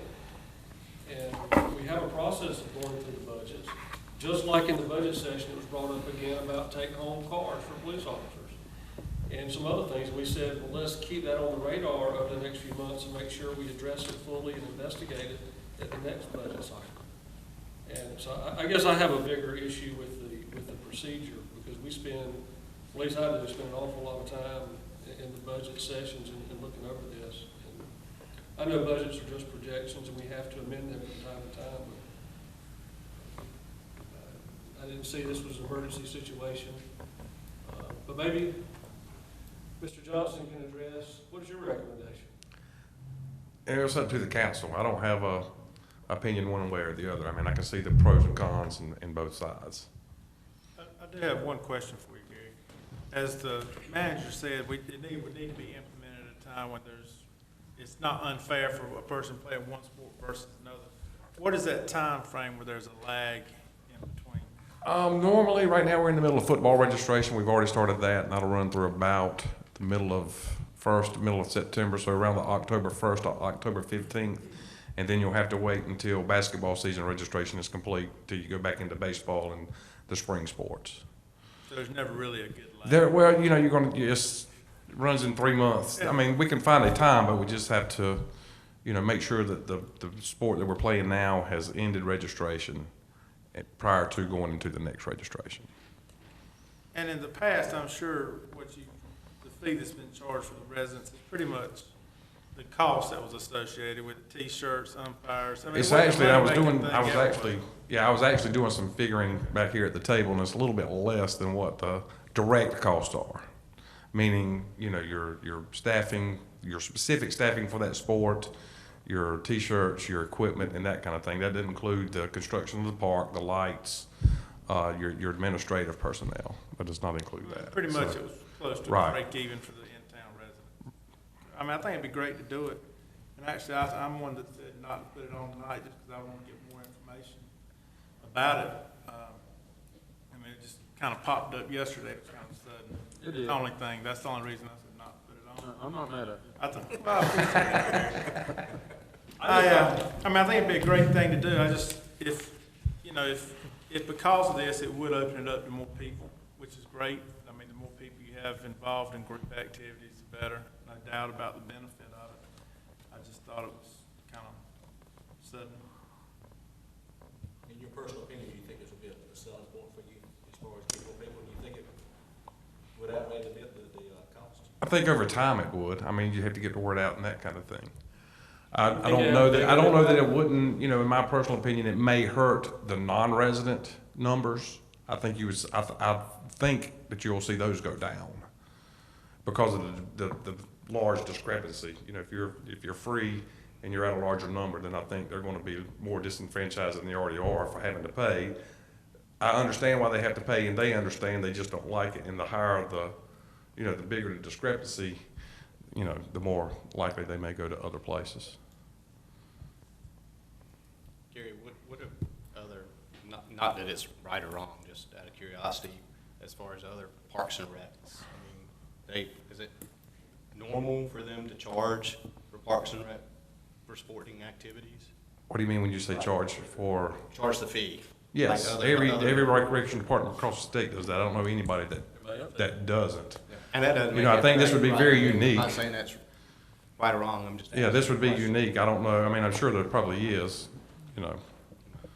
My thought, Andy, to you is your wife sells real estate, and she's showing a young family a house in Smithfield, and they're looking in Clayton and other places. She says, oh, by the way, your children are able to use the sports programs here to use free of charge.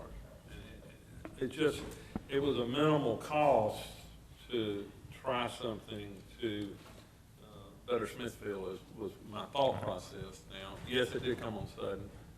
I just think it's something that would be good for Smithfield. But I personally, I mean, here we are, we talking about kids, and everybody knows, I mean, you're dealing with from the little kids all the way up to kids at Triple S, you know, the athletes that's not really getting a chance. And a few years ago, you know, we come up with the academy or whatever, and part of this was, to talk about some of these Smithfield and Selma kids that wasn't really getting a chance. And I mean, there's a whole lot of kids I know in East Smithfield that would definitely take part in football, basketball, baseball, you know, and a lot of it is cost. So I mean, with something free, I'm pretty sure they would jump on it. And as a high school coach, you know, especially with the numbers are in this area, in football, you know, I'm just, if I was in this area coaching, I would definitely want it, because I know I probably am missing out on some of them kids because they just not been afforded opportunity. And, you know, it's $30. It may not be, you know, much to some people, but when you got a family of about 4 or 5 kids, you know, it means a lot. So, I mean, here again, we talking about kids, keeping them involved, engaged, and I mean, I feel like if we get the right volunteers out there to serve as coaches, I mean, you just never know, you know, what can happen with some of these kids, especially as they get, you know, middle school, high school age. You keep them kids involved, but if you just look at the overall dropouts and everything like that, a lot of these kids, they not engaged, but you get them engaged in football, basketball, and baseball, where they're doing things. You know, I just think it's a win. You know, Parks and Rec shouldn't be all about making money. You know, I mean, the Shrek is not making money. I mean, a lot of Smithfield residents, a lot of these kids that over here in East Smithfield, they don't go there. So I mean, In this case, money shouldn't be an obstacle. It's about keeping these kids engaged, and that's the way I look at it. Thank you, Councilman Lee. And I don't disagree with you. Again, I'll caution the council as far as impact to budget. Again, I understand. I think it's a great concept.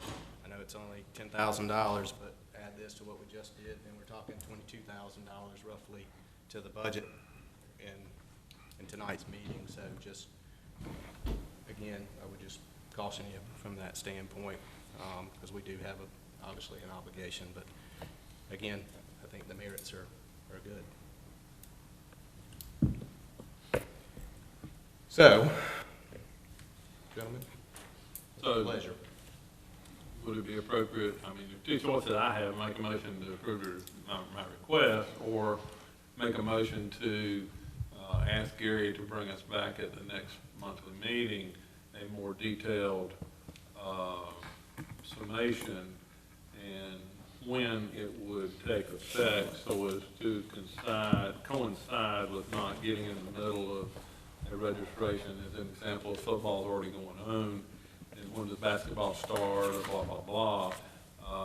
And I know I threw this on you guys very quickly, but perhaps that would be appropriate to do. It's too late for football because you already started signing them up. When does basketball start? Basketball generally starts sometime between October 1st and October 15th. So we have time for this, and that would really be the only other activity at this point that I can think of. So that would be my motion, to ask staff to bring back a more detailed proposal on how this would work, and give you and everybody a time to maybe talk a little further about it. So that's my motion. Okay. Have a motion? And a second. Any further discussion? And I think that's appropriate, Councilman Harris, because not only, again, we say it's a minor, and it is, right? $10,000, and to Councilman Lee's point, and to your point, to increase that, I would love to see a huge increase, right? But we also, I think we need to understand that there may be future costs associated with this, not just the reduction of $10,000, right? It could mean, what does it mean if we do have a 50% increase in the numbers and so forth? Would you have to hire new staff? No, just fire a couple of firemen. There you go.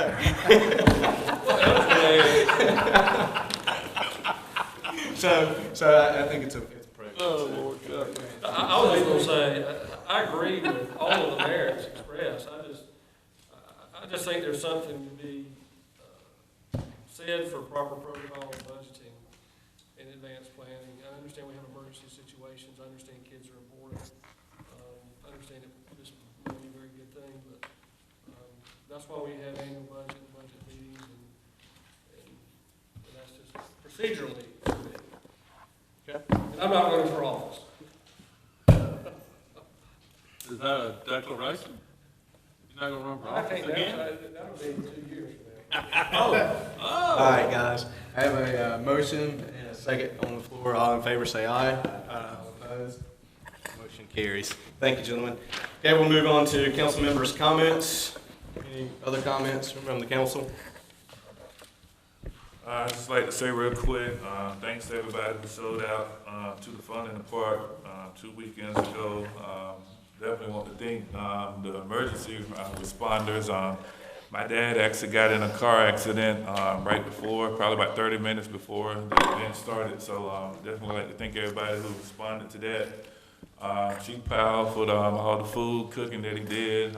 Chief Blanton, they set up in the fire department, came up and set up the sprinklers. You know, it was just a fun day. Shannon did a great job serving them ice cones, and the Parks and Rec staff, all that they did, and I think we gave over 100-something book bags away to some of the kids who are now in school at South Smithfield and West Smithfield. And I know the mayor, he showed up on his bike, his bicycle over there. But just like to thank everybody that showed up. Councilman Rabel, I know Councilman Scott was there, and it was a fun event. So I'd just like to say thank you. And also, to everybody who showed up at the community meeting last week, I know the Parks and Rec staff, they was definitely deep over there, Mr. Johnson and Chief Powell. And hopefully, you know, we can build off that meeting we did. And we have a meeting scheduled with the youngsters next week, so hopefully we can build off that. And I'd just like to thank everybody who showed up at that meeting also. Thank you. I would like to make a brief comment. I talked to Mike Scott earlier this week about the boat ramp and what was going on with the boat ramp. We had been told that it had been tentatively scheduled for sometime the 1st of August, and I ran across Ruffin Johnson this morning, who's kind of been the one to call and check on that, and he called me this afternoon to tell me that through numerous phone calls that he had gotten word that they are now supposed to start on August the 15th. And because I was down there actually Monday thinking it was August the 1st and wondering why they weren't down there, and I called him, and anyway, yes. The good news is that they are now for sure scheduled for August the 15th, and of course that's providing the river doesn't crest or something like that. But we are definitely going soon, it appears, to get a new boat ramp facility there. So. Great. Nice. That's about all I have. Any other comments? I would like to make a request. You know, as part of our utility bill every month, I think we're charged a yard waste fee separately. I'd like to know how much money that generates, because I get a lot of complaints from senior citizens why they don't like to pay that extra $10 or so a month, whatever it is. I'd like to know really what kind of revenue that generates. Possibly we can eliminate that fee to our residents as well, because that affects every resident. Okay, you're opening up a can of worms. I can tell you're not running for election because you're. I'm not saying eliminate taking it up. I'm saying eliminate separate people.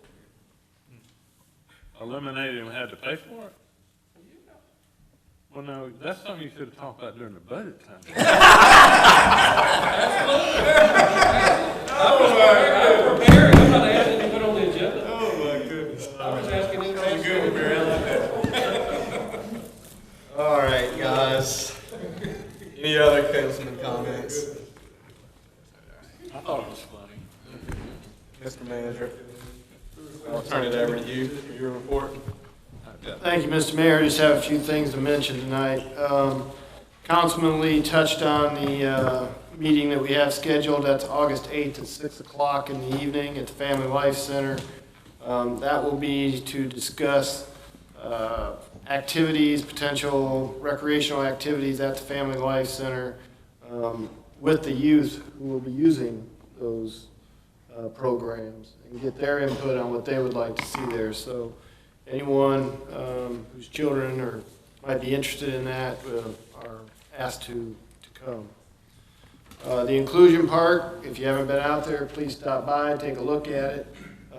It is definitely moving forward. Tomorrow, the playground committee is meeting, hopefully to finalize the type of playground equipment that will be in there and make some final recommendations and RFPs for that. Last meeting, we had a citizen question the traffic signal cycles on 2nd Street. Chief Powell has looked at that. We have found no significant discrepancies in the times. We've also referred it to NCDOT, and they are evaluating it as well on their timeline. I've not heard anything back from them. Last thing I'll mention is Chief Powell asked that we reserve August 18th, that's a Friday, from 9 to 11 a.m. to try to attend the next Coffee with a Cop. That'll be at McDonald's on Highway 70 West. Anyone in the community who wants to stop in, talk to the police department about anything that's on their mind, please do so. Again, that's Friday, August 18th at McDonald's from 9 to 11. It'll be McDonald's on the west side on Highway 70. That's all I have. Thanks, sir. All right, gentlemen, at this time, we need to go into closed session. entertain a motion to go into closed session pursuant to North Carolina General Statute 143-318.11, Section A3, to consult with the town attorney, and Section A5 to discuss potential property acquisition. Motion and a second. All in favor say aye. All opposed? Closed session at this time.